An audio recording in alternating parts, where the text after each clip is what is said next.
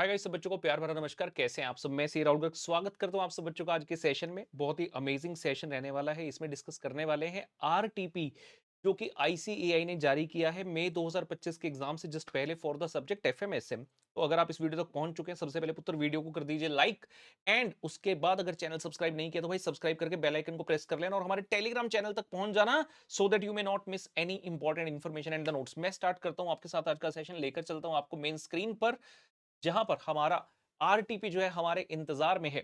दोस्तों ये लीजिए। तो आपके सामने पेश है RTP for the subject FM SM. तो पहले अपन बात करेंगे पुत्र एफएम की, और उसके बाद बात करने वाले हैं स्ट्रेटेजिक मैनेजमेंट की। जितने भी क्वेश्चन दिए हैं सारे के सारे डिस्कस करेंगे। ऐसा कोई बहुत ज्यादा नए पॉइंट तो नहीं है, क्लास के अंदर सारी डिस्कस्ड हैं चीजें, लेकिन फिर भी एक गो थ्रू जो है हम कर लेंगे रिवीजन पर्पस के लिए। ठीक है, इसका नामकरण कर देते हैं कि भाई तुम कौन हो। आरटीपी हो में 2025 के एग्जाम के लिए। और ये तो नीचे लिखा ही है भाई सब्जेक्ट कौन सा है। फुट्टा हम ले लेते हैं, फुट्टे से दो लाइन लगा देते हैं तो बढ़िया सी प्रेजेंटेशन जो है लगेगी हमारी। ठीक है, चलिए स्टार्ट करते हैं। तो एक पर रखेंगे क्वेश्चंस, और एक दूसरी शीट में साथ में ओपन कर लेता हूँ आरटीपी की, जिस पर अपन सारे सॉल्यूशन वगैरह जो रहेंगे वो देखेंगे आपको। ठीक है ना। पहले बात करें एफएम की, तो इसमें बता रहे हैं अपने को भैया सबसे पहले कौन हो। डिवीजन ए है, कहते जी डिवीजन ए है कौन, केश scenario.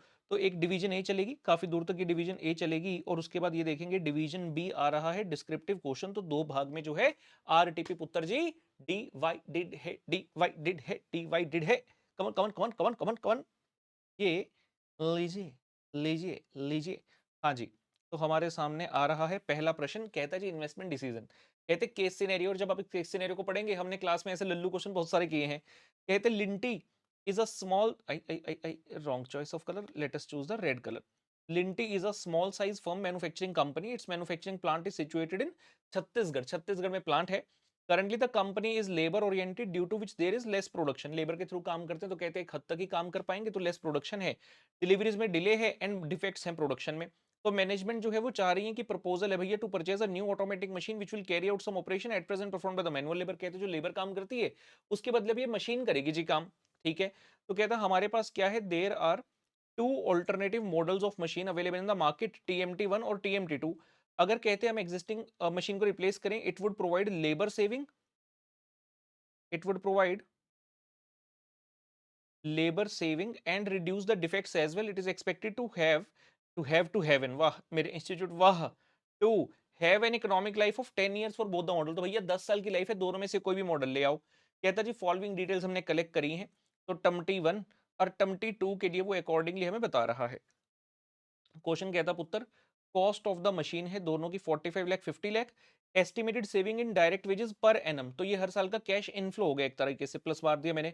Estimated saving in scrap per annum, ये एट द एंड वाली स्क्रैप नहीं है जो मशीन की स्क्रैप है, ये जो आप मैन्युफैक्चरिंग ऑपरेशंस करोगे वहां से कुछ जो सामान निकलेगा उसको हम स्क्रैप के तौर पर बेचेंगे। तो ये वहां से होने वाली सेविंग्स है अपनी, ये भी हर साल का कैश इनफ्लो पुत्र बनेगा। Estimated additional cost of indirect material per annum, ये कॉस्ट है तो भैया तुम माइनस हो जाओगे।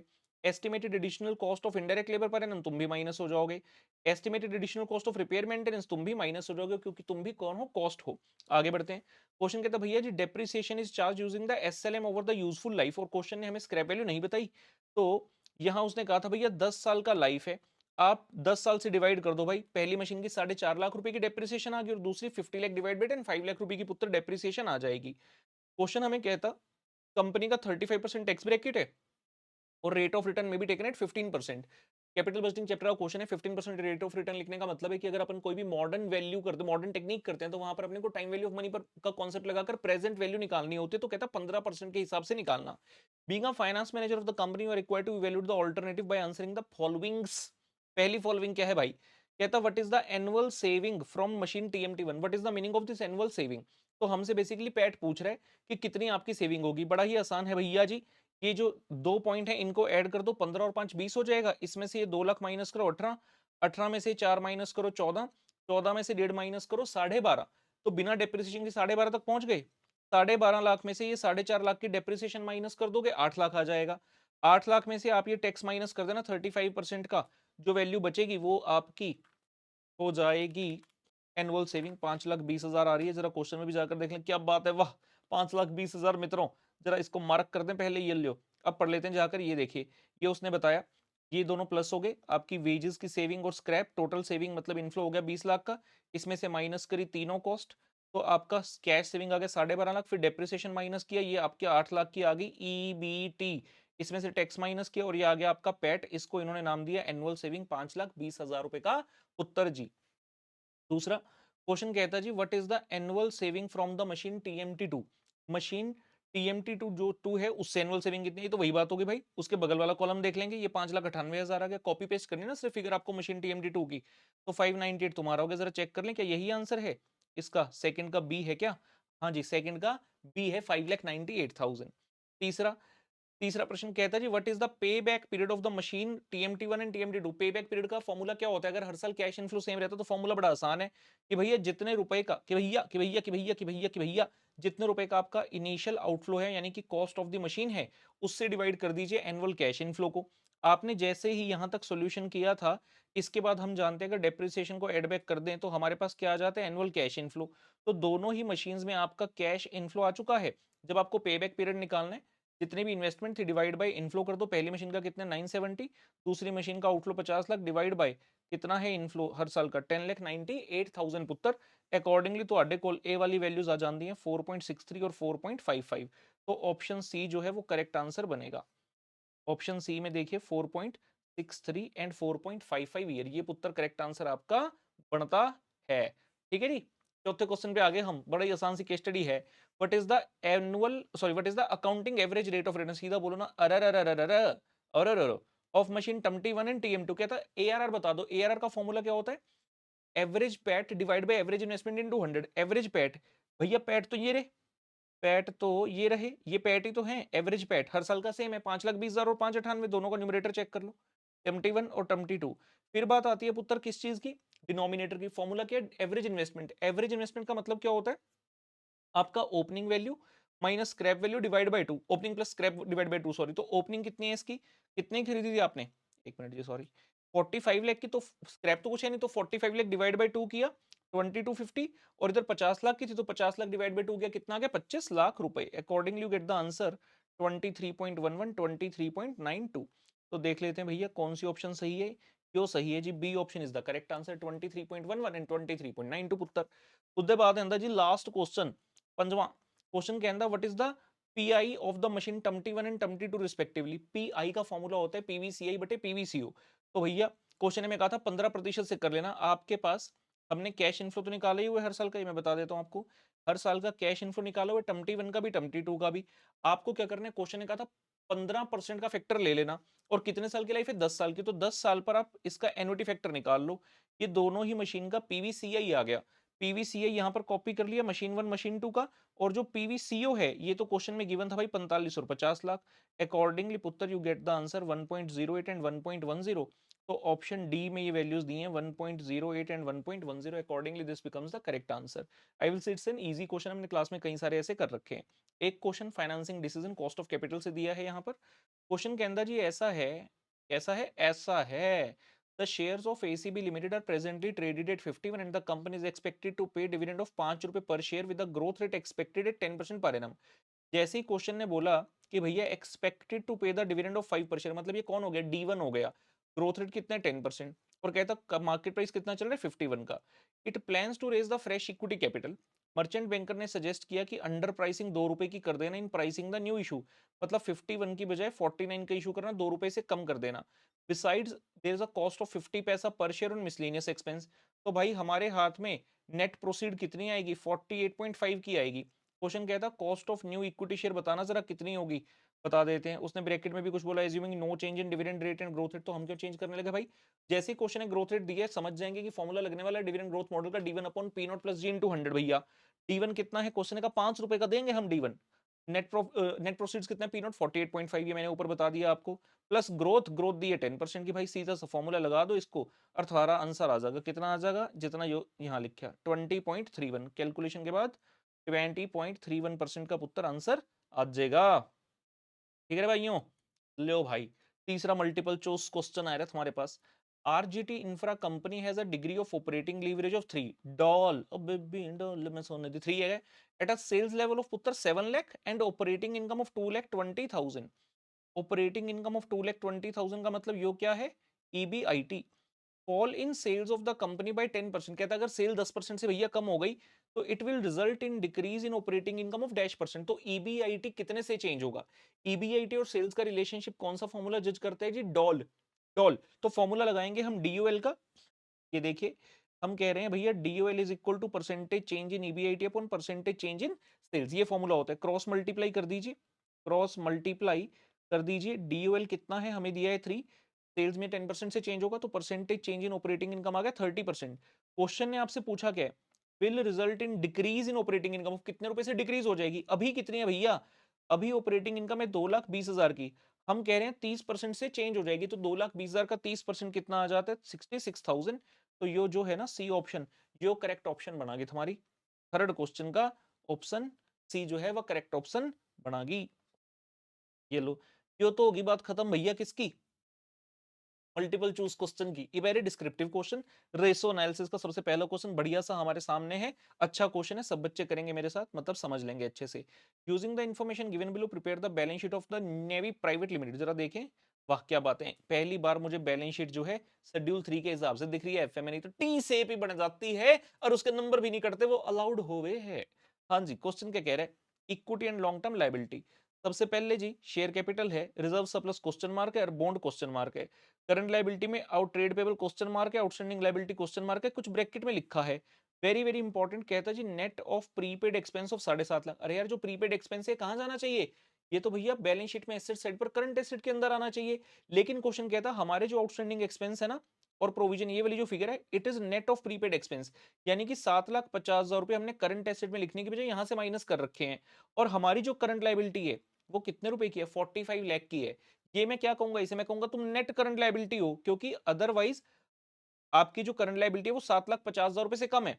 तो एग्जांपल समझो, मान लो मेरे आउटस्टैंडिंग एक्सपेंस होते 10 लाख, लेकिन मैं कह रहा हूं मैंने इसमें से ना 7.5 माइनस करके कितने दिखा रखे हैं, 2.5 के। तो भाई जो ये 45 लाख है ना, इसमें ये 7.5 लाख से कम हुआ है, आप इसमें 7.5 वापिस ऐड कर दो तो 52.50 लाख रुपी, ये आपका क्या बनता है, ये 52 लाख रुपए आपका ग्रॉस करंट लायबिलिटी है एक प्रकार से।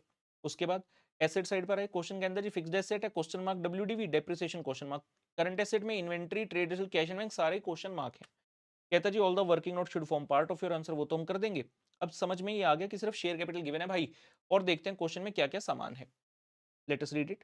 क्वेश्चन के अंदर पुत्र स्टॉक टर्नओवर रेशियो है हमारी 15 टाइम, फॉर्मूला होता है जी सीओजीएस बटे एवरेज स्टॉक, कभी तो कुछ कर नहीं सकते। कैश एंड बैंक बैलेंस है 10% of the current assets net of prepaid expense. जो ये कैश एंड बैंक बैलेंस है ना, ये 10% है किसका, of the current assets net of prepaid, मतलब करंट एसेट्स में से प्रीपेड एक्सपेंस माइनस करके जो बचेगा उसका 10% कर देना। जीपी रेशियो 20% है, क्रेडिटर का टर्नओवर जो है 10 टाइम है, कहता सीओजीएस के ऊपर बेस है, नॉर्मली परचेज के ऊपर बेस होता है। डेटर टर्नओवर रेशियो 12 टाइम है। नेट फिक्स्ड एसेट कितने, 25% ऑफ टोटल लायबिलिटी। अरे भाई टोटल लायबिलिटी मतलब टोटल एसेट भी तो होता है, तो 25% ऑफ टोटल लायबिलिटी मींस तुम 25% ऑफ टोटल एसेट्स हो। कहता भैया डेप्रिसिएशन कितनी है, 15% ऑफ ओपनिंग डब्ल्यूडीवी है। करंट रेशियो है 1.6 की, कैपिटल गियरिंग रेशियो है 0.6:1। कैपिटल गियरिंग रेशियो का मतलब जानते हैं, ऊपर आपके आते हैं फिक्स इनकम बियरिंग फंड जो कि इस क्वेश्चन में एक ही है 14% बॉन्ड, और डिनोमिनेटर में आते हैं वेरिएबल वाले यानी कि share capital plus reserve and surplus. लेकिन आप ये वाला फॉर्मूला भी नहीं लगा सकते भाई, लगाएं कौन सा, कुछ भी नहीं समझ आ रहा। लेकिन आपको याद होना चाहिए, मैंने इसी स्टार्टिंग में बताया आपकी जो करंट लायबिलिटी है वो कितनी है, 52.5 की है। और क्वेश्चन ने यहाँ पर अपने को दी है करंट रेशियो 1.6:1, तो हम इस रेशियो का प्रयोग करेंगे, सबसे पहले करंट एसेट करंट लायबिलिटी निकाल देंगे। आइए जी, मेरे संग संग संग संग संग संग ये लो है current ratio equal to current asset by current liability. ये देखो निकाल दीजिए, करंट लायबिलिटी की भैया ग्रॉस वाली है 52,50,000, करंट रेशियो के फॉर्मूला में भर दो, करंट एसेट आ जाएंगे 84 लाख रुपए के। और अब ये हम जानते हैं, लिखने के लिए लिख देते, क्या आप लोग स्क्रीन पर देख पा रहे हैं, करंट एसेट इक्वल टू, तीन चीजें तो उसने हमें दी हैं, कौन सी, inventory, trade receivable, cash and bank, यहां से यहां तक तो दिए, और हमें पता है इसके अंदर प्रीपेड एक्सपेंस भी आता है जो कि उन्होंने दूसरी तरफ लिखा हुआ है। ठीक है, तो हमारे पास जो करंट एसेट्स हैं वो भी अभी निकाले 84 लाख के हैं, प्रीपेड हमें दिया हुआ 7,50,000 का है। तो बाकी तीनों का टोटल इन्वेंट्री, ट्रेड रिसीवेबल और कैश बैंक का हमें मिल गया कितना, 76,50,000। क्वेश्चन के हिसाब से बात करूं तो ये वाली जो फिगर है एक प्रकार से इन तीनों का जो टोटल है वो हमें यहाँ पर देखने को मिल रहा है। अब हम करते हैं कैलकुलेशन ऑफ फिक्स्ड एसेट, कैसे भैया, लेट्स एज्यूम लेट्स एज्यूम हमारे जो टोटल एसेट है एक्स है, उसने बोला था कि जो नेट फिक्स्ड एसेट है, याद है ये वाली फिगर कितनी है, क्वेश्चन ने ये बोला था, भूलना मत, नेट फिक्स्ड एसेट जो है 25% ऑफ टोटल लायबिलिटी यानी कि 25% ऑफ टोटल एसेट है। तो अगर नेट फिक्स्ड एसेट आपके 25% है तो करंट एसेट कितने हो गए 0.75x, और ये 0.75x किसके बराबर है, आपने अपने करंट एसेट निकाले ना अभी 84 लाख, ये उसके बराबर है। तो x कितना है आपका, x आ गया 112 लाख, और x क्या था टोटल एसेट्स, यानी कि हमें ये वाला टोटल मिल गया भैया कि तुम कौन हो, तुम 112 लाख हो, लायबिलिटी का भी टोटल मिल गया, एसेट्स का भी टोटल मिल गया। अब फिक्स्ड एसेट कितना है इसका 0.25, तो इसका 0.25 करोगे 28 लाख आ गया, लेकिन ये जो फिगर है ये नेट आई है, नेट का मतलब दिस माइनस दिस, ये वाली फिगर आई है आपके पास 28 लाख की। अब इसमें से ओपनिंग डब्ल्यूडीवी और डेप्रिसिएशन दोनों ही चीजें मैं इजीली जो है माइनस कर सकता हूं, निकाल सकता हूं, कैसे, क्योंकि क्वेश्चन ने हमें रूल बताया है कि भैया जो डेप्रिसिएशन है ना 15% ऑफ ओपनिंग डब्ल्यूडीवी है, अगर मैं ओपनिंग डब्ल्यूडीवी को मान लूं कि भैया तुम कौन हो, तुम एक्स हो, तो डेप्रिसिएशन है 0.15x, यानी कि क्लोजिंग डब्ल्यूडीवी 0.5x है, और हमने अभी अभी निकाली कि जो क्लोजिंग डब्ल्यूडीवी है वो 0.85 लाख है, ओ सॉरी 28 लाख है, तो यहां से आप x निकाल लोगे 32,94,118, ये क्या चीज आई आपकी x, x क्या माना था ओपनिंग डब्ल्यूडीवी, ये आ गई, इसका 15% करोगे आपकी डेप्रिसिएशन आ जाएगी। मैं आपको यहाँ दिखा देता हूँ जी सोल्यूशन में, मेरे साथ साथ ये जो जो आइटम निकल जाएगी टिक मारते जाएंगे। शेयर कैपिटल गिवन था, ये वाली चीज तो ऑलरेडी गिवन थी, ये देखो हमने अभी क्या निकाला 28 लाख, और इसके अंदर 32,94,118, और बैलेंसिंग फिगर क्या आ गई डेप्रिसिएशन, ठीक है। उसके अलावा ये वाली फिगर हमें पता है 76 लाख 50, तुमको भी जगह तो 84 लाख थी, अरे 84 लाख दिस प्लस दिस करके है, लेकिन उसने प्रीपेड एक्सपेंस 7,50,000 लाइबिलिटी की तरफ दिखाए हैं, तो एसेट साइड पर सिर्फ ये 76 लाख 50,000 ही दिखेगा, और हमने अभी टोटल कितना निकाला 112 लाख, लेकिन वही बात कि 112 में से 7,50,000 का प्रीपेड एक्सपेंस तो यहाँ पड़ा है, तो बाकी का सिर्फ 104,50,000 ही यहाँ पर दिखेगा, ठीक है 112 लाख है, लेकिन प्रेजेंटेशन वाइज एक छोटा सा प्ले किया इंस्टीट्यूट ने इस क्वेश्चन में कि 7,50,000 का प्रीपेड लाइबिलिटी साइड पर डालकर दिखा दिया, तो कंफ्यूज नहीं होना, ठीक है ये वाली चीज होगी अपनी, यहां तक हो गई इसके हिसाब से। अब क्वेश्चन ने आपको एक और चीज कही थी कि भैया ये देखिए कैश एंड बैंक बैलेंस जो वो 10% है of the current assets net of prepaid expense, 10% है करंट एसेट्स का, करंट एसेट कितने निकाले आपने 84 लाख, लेकिन अगर उसमें से नेट ऑफ कर दो प्रीपेड तो कितना रह जाएगा 84 माइनस 7.5, 76 लाख 50,000, उसका 10% किया तो कैश एंड बैंक बैलेंस आ गया 7 लाख 65,000, तो हम इसको भी मार्क कर देते हैं, जो जो चीज आती जा रही है मार्क करते चलेंगे। अब आपने ये कहा था कि भैया इन्वेंट्री ट्रेड रिसीवेबल और कैश बैंक का टोटल 7650 है, अगर उस 7650 में से मैं ये माइनस कर दूं 765, तो बाकी किसका बच गया सिर्फ इन्वेंट्री और ट्रेड रिसीवेबल का, ये कैसे आया 76,50,000 में से 7,65,000 माइनस कर दो, तो इन्वेंट्री और ट्रेड रिसीवेबल का टोटल आ गया 68,85,000। क्या करना है इसका अभी नहीं पता, लेकिन हाँ एक फिगर निकाल सकते हो, निकाल के छोड़ दी। अब बारी आती है इन दो चीजों की, इन दो चीजों की मैं बताता हूँ। एक आपको क्वेश्चन में डेटर टर्नओवर रेशियो और creditor turnover ratio, debtor turnover ratio का फॉर्मूला क्या होता है, credit sale upon average receivable, sale के बारे में कुछ बताएंगे, सारी की सारी मान लेंगे क्रेडिट है, कितने टाइम है आप 12 टाइम है, आओ जी, तो 12 time is equal to let the sales B X divide by debtor, तो यहाँ से डेटर आ गए एक्स अपॉन 12, इसके अलावा अपने को कुछ नहीं पता। क्वेश्चन ने कहा था जीपी रेशियो 20% है, अगर सेल मैंने एक्स मानी जीपी 20, तो सीओजीएस कितना हो गया 0.8x, सीओजीएस क्यों चाहिए क्रेडिटर्स के फॉर्मूला के लिए, तो क्रेडिटर टर्नओवर, अरे सॉरी कहाँ थी, क्रेडिटर टर्नओवर रेशियो सीओजीएस के बेस पे, और एक अपने पास स्टॉक टर्नओवर रेशियो, ठीक है पहले स्टॉक टर्नओवर लगा लेते हैं क्योंकि अपने को यहाँ से डेटर और स्टॉक निकालना है, सॉरी तो पहले स्टॉक वाली लगा लेते हैं। फॉर्मूला होता है जी COGS upon stock, average stock, ये दिया है 15, सीओजीएस कितना है 0.8x अपॉन इन्वेंट्री, तो इन्वेंट्री कितना आ गया 0.8x upon 15, now you can see ये दोनों ही टर्म्स आपके पास x की टर्म्स में आ गई, डेटर्स और आपका इन्वेंट्री x बटे 12 और 0.8x बटे 15। अब डेटर प्लस इन्वेंट्री वाले फॉर्मूला में अगर मैं इसको डाल दूं तो दोनों टर्म्स में, क्योंकि एक ही वेरिएबल x और इनका टोटल मेरे पास है, और इनका, अरे पेंसिल जी, और इनका टोटल मेरे पास है, तो इजीली x की वैल्यू आ जाएगी, ये देखिए।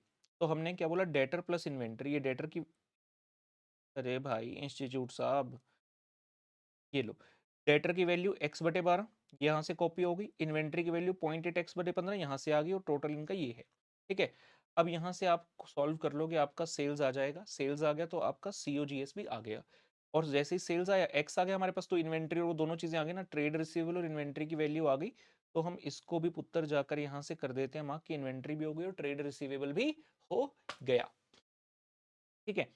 अब बारी आई जी क्रेडिटर टर्नओवर रेशियो की, फॉर्मूला था 10 टाइम्स दिया था और लिखा था सीओजीएस के ऊपर बेस है, तो सीओजीएस अपन ट्रेड पेबल, सीओजीएस अभी अभी हमारे पास आया, यहाँ रख लिया, तो यहाँ से ट्रेड पेबल आपकी बैलेंसिंग फिगर आ गए 40,30,244। ये लो भाई, तुम भी आ गए, ट्रेड पेबल आ गए, मेरे पास टोटल है ही इसका 45 लाख, तो ये बैलेंसिंग फिगर आ गई। ओके, अब ये दो चीजें बची हैं, रिजर्व सरप्लस और 14% बॉन्ड। यहाँ पर अपन यूज करेंगे कैपिटल गियरिंग रेशियो का। ये देखो भाई, क्वेश्चन ने आपको कैपिटल गियरिंग रेशियो के बारे में बताया, कितना है 0.6:1, और मैंने क्या बोला, कैपिटल गियरिंग का फॉर्मूला आपकी जो फिक्स इनकम बियरिंग फंड है, क्वेश्चन में एक ही है, बॉन्ड्स ऊपर, share capital plus reserve surplus नीचे, क्रॉस मल्टीप्लाई कर लो, क्रॉस मल्टीप्लाई कर लिया, तो बॉन्ड्स इज इक्वल टू आ रहा है 21,60,000 प्लस 0.6 रिजर्व एंड सरप्लस।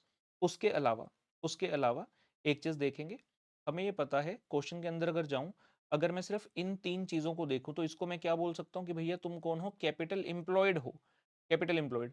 अब मेरे पास टोटल भी है इसका बैलेंस शीट का, कितना था टोटल आपके पास बैलेंस शीट का, 112,50,000, कितना था, सॉरी 100, यहाँ दिखा देता हूँ ना, इतने क्यों, 104,50,000 टोटल था। अगर इसमें से मैं करंट लायबिलिटी 45 लाख माइनस कर दूं, तो मेरे पास जो टर्म बचती है उसका नाम है जी कैपिटल एम्प्लॉयड, ये है 59,50,000 की। टोटल कैपिटल एम्प्लॉयड के अंदर तीनों चीजें, share capital, reserve surplus, bonds, और ये कितने के इक्वल है, 59,50,000। Share capital plus reserve surplus plus bond, share capital की वैल्यू गिवन है, रिजर्व सरप्लस को रिजर्व सरप्लस लिखा रहने तो, बॉन्ड्स की बजाय हमने ये लिख लिया जो भी कैपिटल गियरिंग रेशियो वाले फॉर्मूला से निकाली थी। तो यहाँ पर क्या होता है, रिजर्व्स एंड सरप्लस और 0.6 रिजर्व एंड सरप्लस मिलकर बन गए 1.6 रिजर्व एंड सरप्लस। ये 21,60,000 एज इट इज आ गया, ये 36 लाख शेयर कैपिटल का था, तो एक ही वेरिएबल रह गया रिजर्व सरप्लस, तो यहाँ से आपके रिजर्व सरप्लस आ जाएंगे जी 118,750। जैसे ही रिजर्व एंड सरप्लस आते हैं, तो आप इस फॉर्मूला में भरेंगे, आपके पास बॉन्ड्स भी आ जाएंगे। इस तरीके से ये दोनों फिगर्स आपके पास आएगी, और ये दोनों जगह पर भी अपना क्या लग जाएगा पुत्र, टिक टिक लग जाएगा। इस तरीके से ये क्वेश्चन खत्म होगा, सारी फिगर्स के ऊपर टिक लग चुका है। बढ़िया क्वेश्चन बनाए हैं स्टूडेंट ने, थोड़ा सा सोचने पर मजबूर किया गया। हम जानते हैं एग्जाम के अंदर रेशियो एनालिसिस के ऐसे क्वेश्चंस ही आते हैं जहां पर मिसिंग फिगर्स होती हैं, आपको जो रेशियोज है उनका प्रयोग करते हुए मिसिंग फिगर्स को पुत्र निकालना पड़ता है।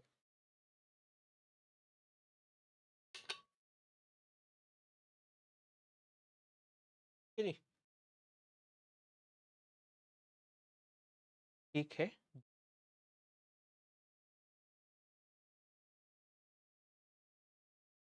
ओके। नेक्स्ट क्वेश्चन पर आते हैं जी, क्वेश्चन नंबर 5 है, कॉस्ट ऑफ कैपिटल के दिए, बिल्कुल ऐसा सा क्वेश्चन ना उन्होंने दिया था कुछ समय पहले भी, मैंने क्लास में कराया हुआ है।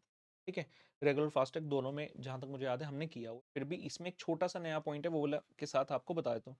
नया तो नहीं कहूंगा, थोड़ा ना क्वेश्चन को लंबा कर दिया, ठीक है, उतना है बस।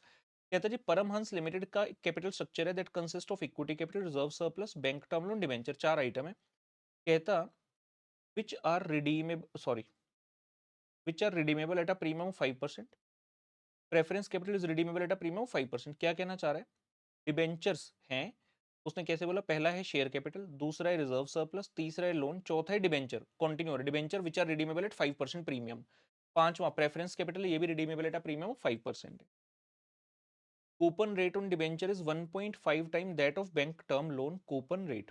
अगर बैंक टर्म लोन का है एक्स, तो डिबेंचर का कितना है 1.5 ऑफ दैट, तो डिबेंचर का कितना हो गया जी 1.5x।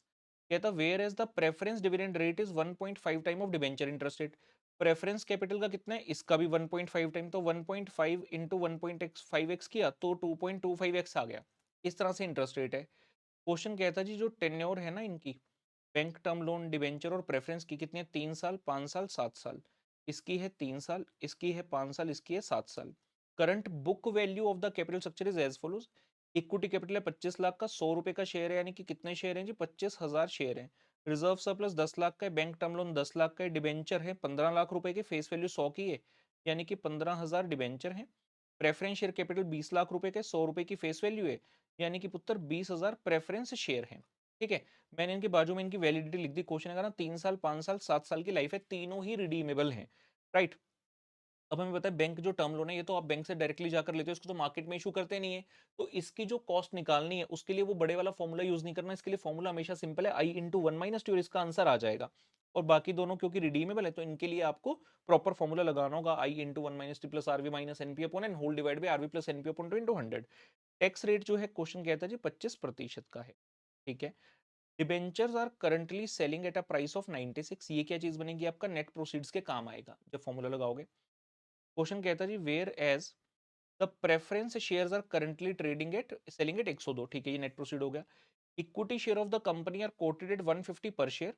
Ongoing PE ratio for the shares is 6.667। तो आपका केई आ जाएगा 1 अपॉन 6.667 करके। Company belongs to a risk class where the overall capitalization and discounting rate is 20%। तो डब्ल्यू बता दिया। बेसिकली ये जो इंटरेस्ट रेट है, क्योंकि उसने बताया नहीं तो ये निकलेंगे कैसे, हम करेंगे क्या। तो उसके लिए उसने डब्ल्यू बता दिया, कितना है 20 है। क्वेश्चन कहता भैया क्या करो, rate of interest on bank loan बता दो एंड डिबेंचर बता दो। इसको आपने एक्स माना, इसको 1.5x माना।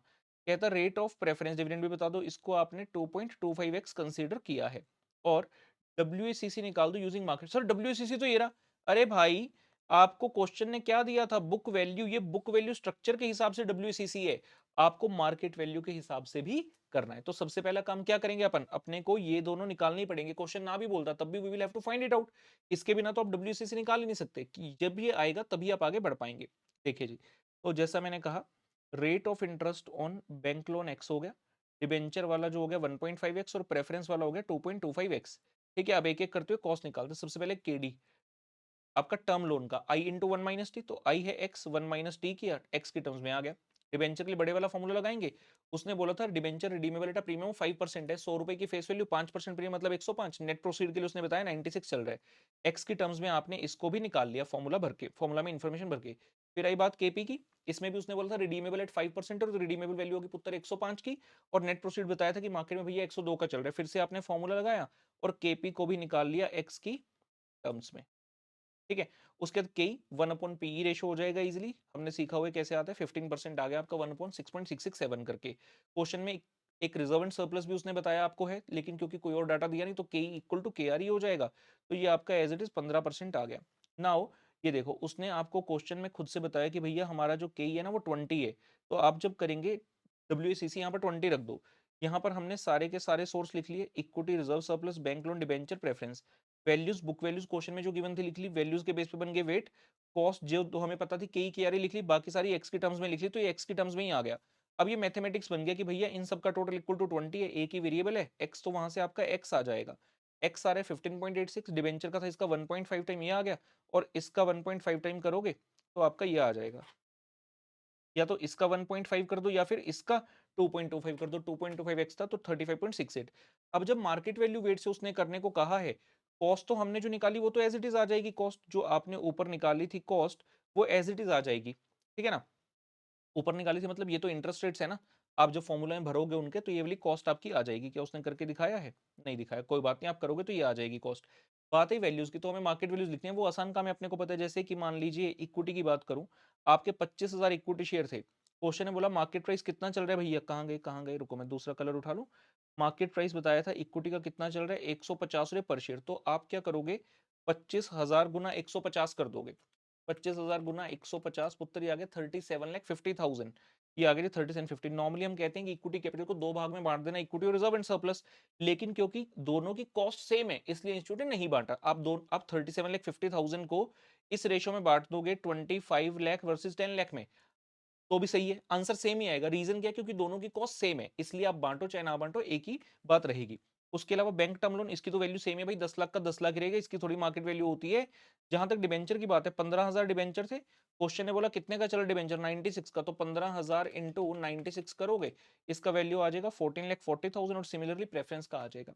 तो इस तरीके से आपका नया केओ आएगा, which is coming out to be पुत्र 18.16%। ठीक है जी, ठीक है जी। ये लीजिए, आगे बढ़ते हैं नेक्स्ट क्वेश्चन पर। क्वेश्चन के अंदर जी, Namra limited provides you with the following information.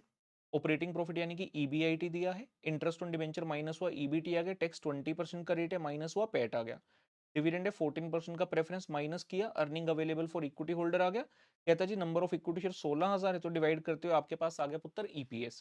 Question कहता रिजर्व एंड सरप्लस भी है हमारे कितने रुपए के, 9 लाख रुपए के। तो अगर मैं देखूं कैपिटल एम्प्लॉयड में क्या क्या सामान है, कैपिटल एम्प्लॉयड में एक तो भैया डिबेंचर है, 80,000 बटे 10% करोगे 8 लाख रुपए के। एक डिविडेंड प्रेफरेंस कैपिटल है 1,12,000 डिवाइड बाई 14% करोगे 8 लाख रुपए आ गया। इक्विटी कैपिटल है, कितने नंबर ऑफ इक्विटी शेयर है 16,000, और इक्विटी शेयर 10 का है तो 1,60,000 रुपए का इक्विटी शेयर कैपिटल है और साथ में कहता है जी हमारे पास ना रिजर्व एंड सरप्लस भी है कितने रुपए का, 9 लाख रुपए का। तो ये 4 आइटम इनके कैपिटल एम्प्लॉयड में है। कहता जी Namra limited requires additional funds of 15 lakh for the modernisation and expansion. Current capitalisation rate for the equity is 20%। देखने से लग रहा है केई ही बता रहा है। Company has a policy to retain 40% of earning. ये जो वैल्यू है ना, ये जो 3,20,000 दिया है अर्निंग्स जो भी ये कमाते हैं, कहता 40% रिटेन करते हैं, 60% बांट देते हैं। ठीक है। Question further says the debentures and preference shares are trading at a premium of 10% and 25% to its current book value respectively।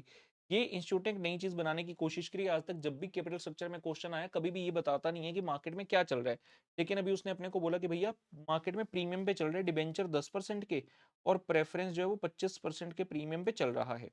ठीक है।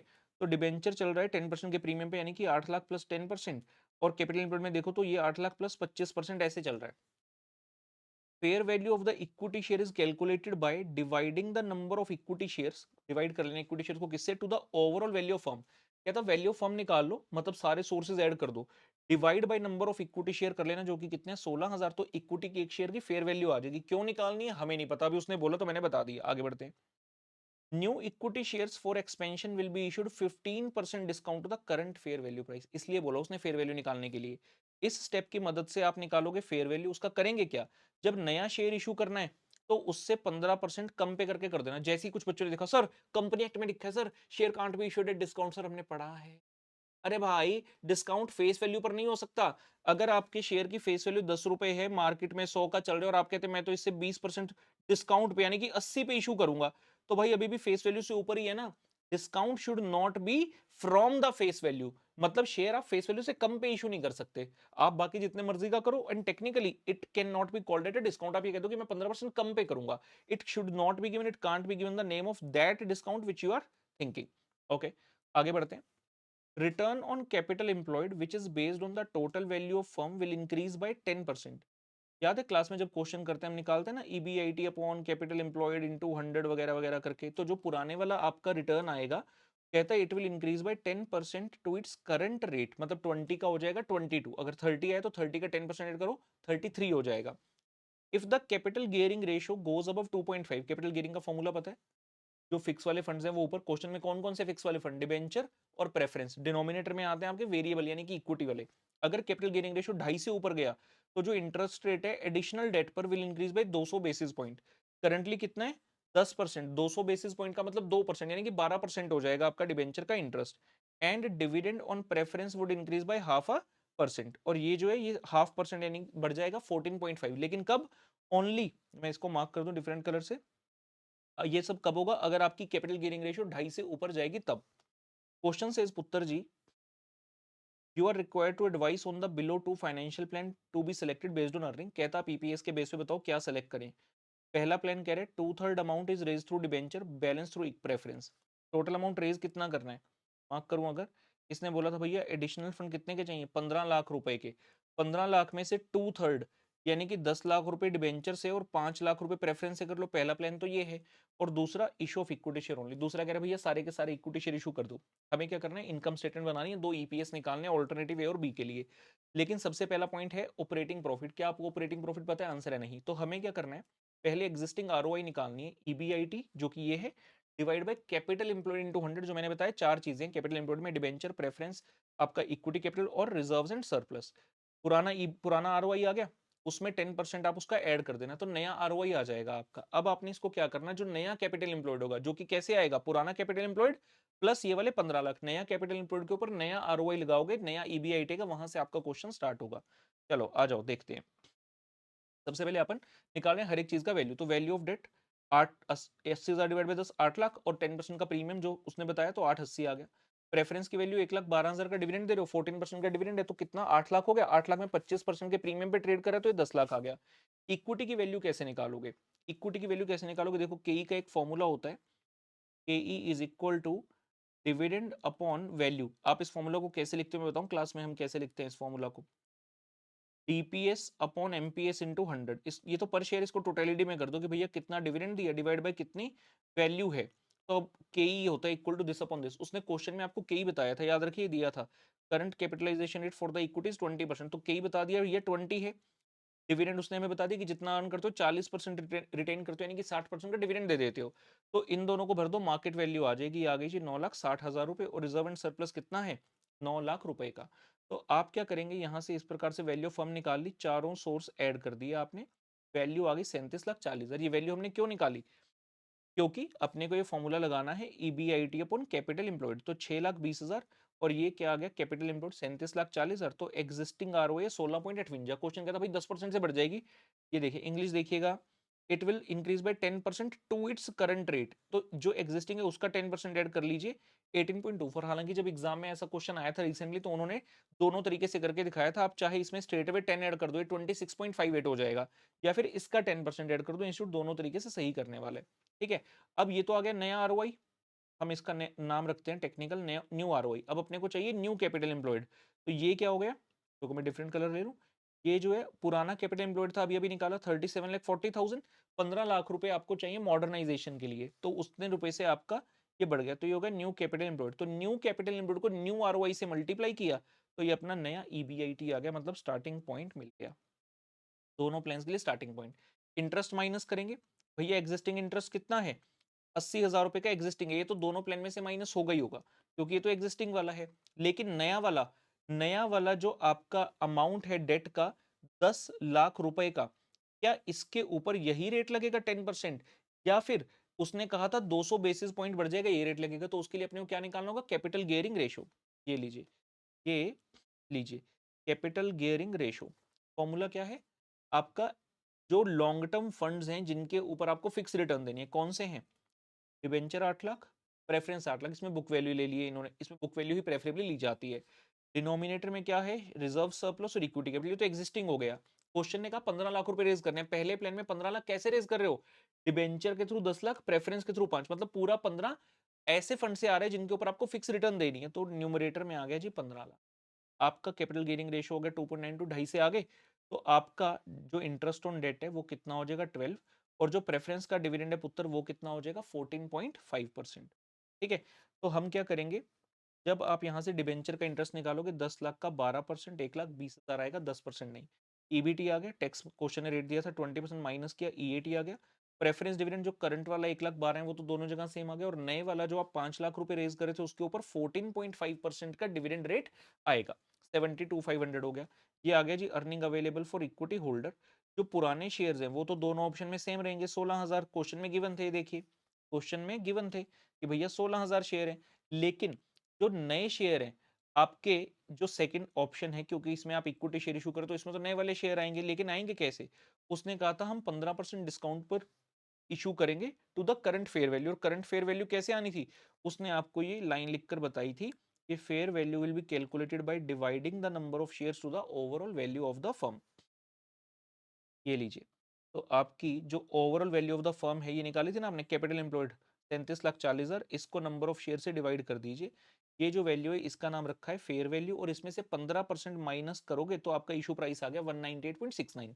15 लाख रुपए रेज करने हैं, उस 15 लाख रुपए को रेज करने के लिए कितने शेयर देने होंगे, अगर एक शेयर 198.69 का है तो अप्रोक्सीमेटली 7,550 शेयर आ जाते हैं। तो जो आपका प्लान नंबर 2 है उसमें आप ये वाले शेयर भी ऐड कर दोगे, तो आपकी जो अर्निंग है उसको इन टोटल शेयर से डिवाइड किया जाएगा। ठीक है, so if you see at both the places, पहले में 26.26 और दूसरे में 25 का ईपीएस आ रहा है, तो प्लान वन में ज्यादा बेहतर आ रहा है, तो हम कंपनियों कहेंगे भाई आप प्लान वन के थ्रू जो है रेज कीजिए। ये देखिए जी, to raise the additional funds through a mix of debenture and preferential, मतलब प्लान वन में जाना है आपने, क्योंकि वहीं पर आपका जो ईपीएस है वो मैक्सिमम आ रहा है। ठीक है जी, अच्छा लगा, बढ़िया क्वेश्चन रहा।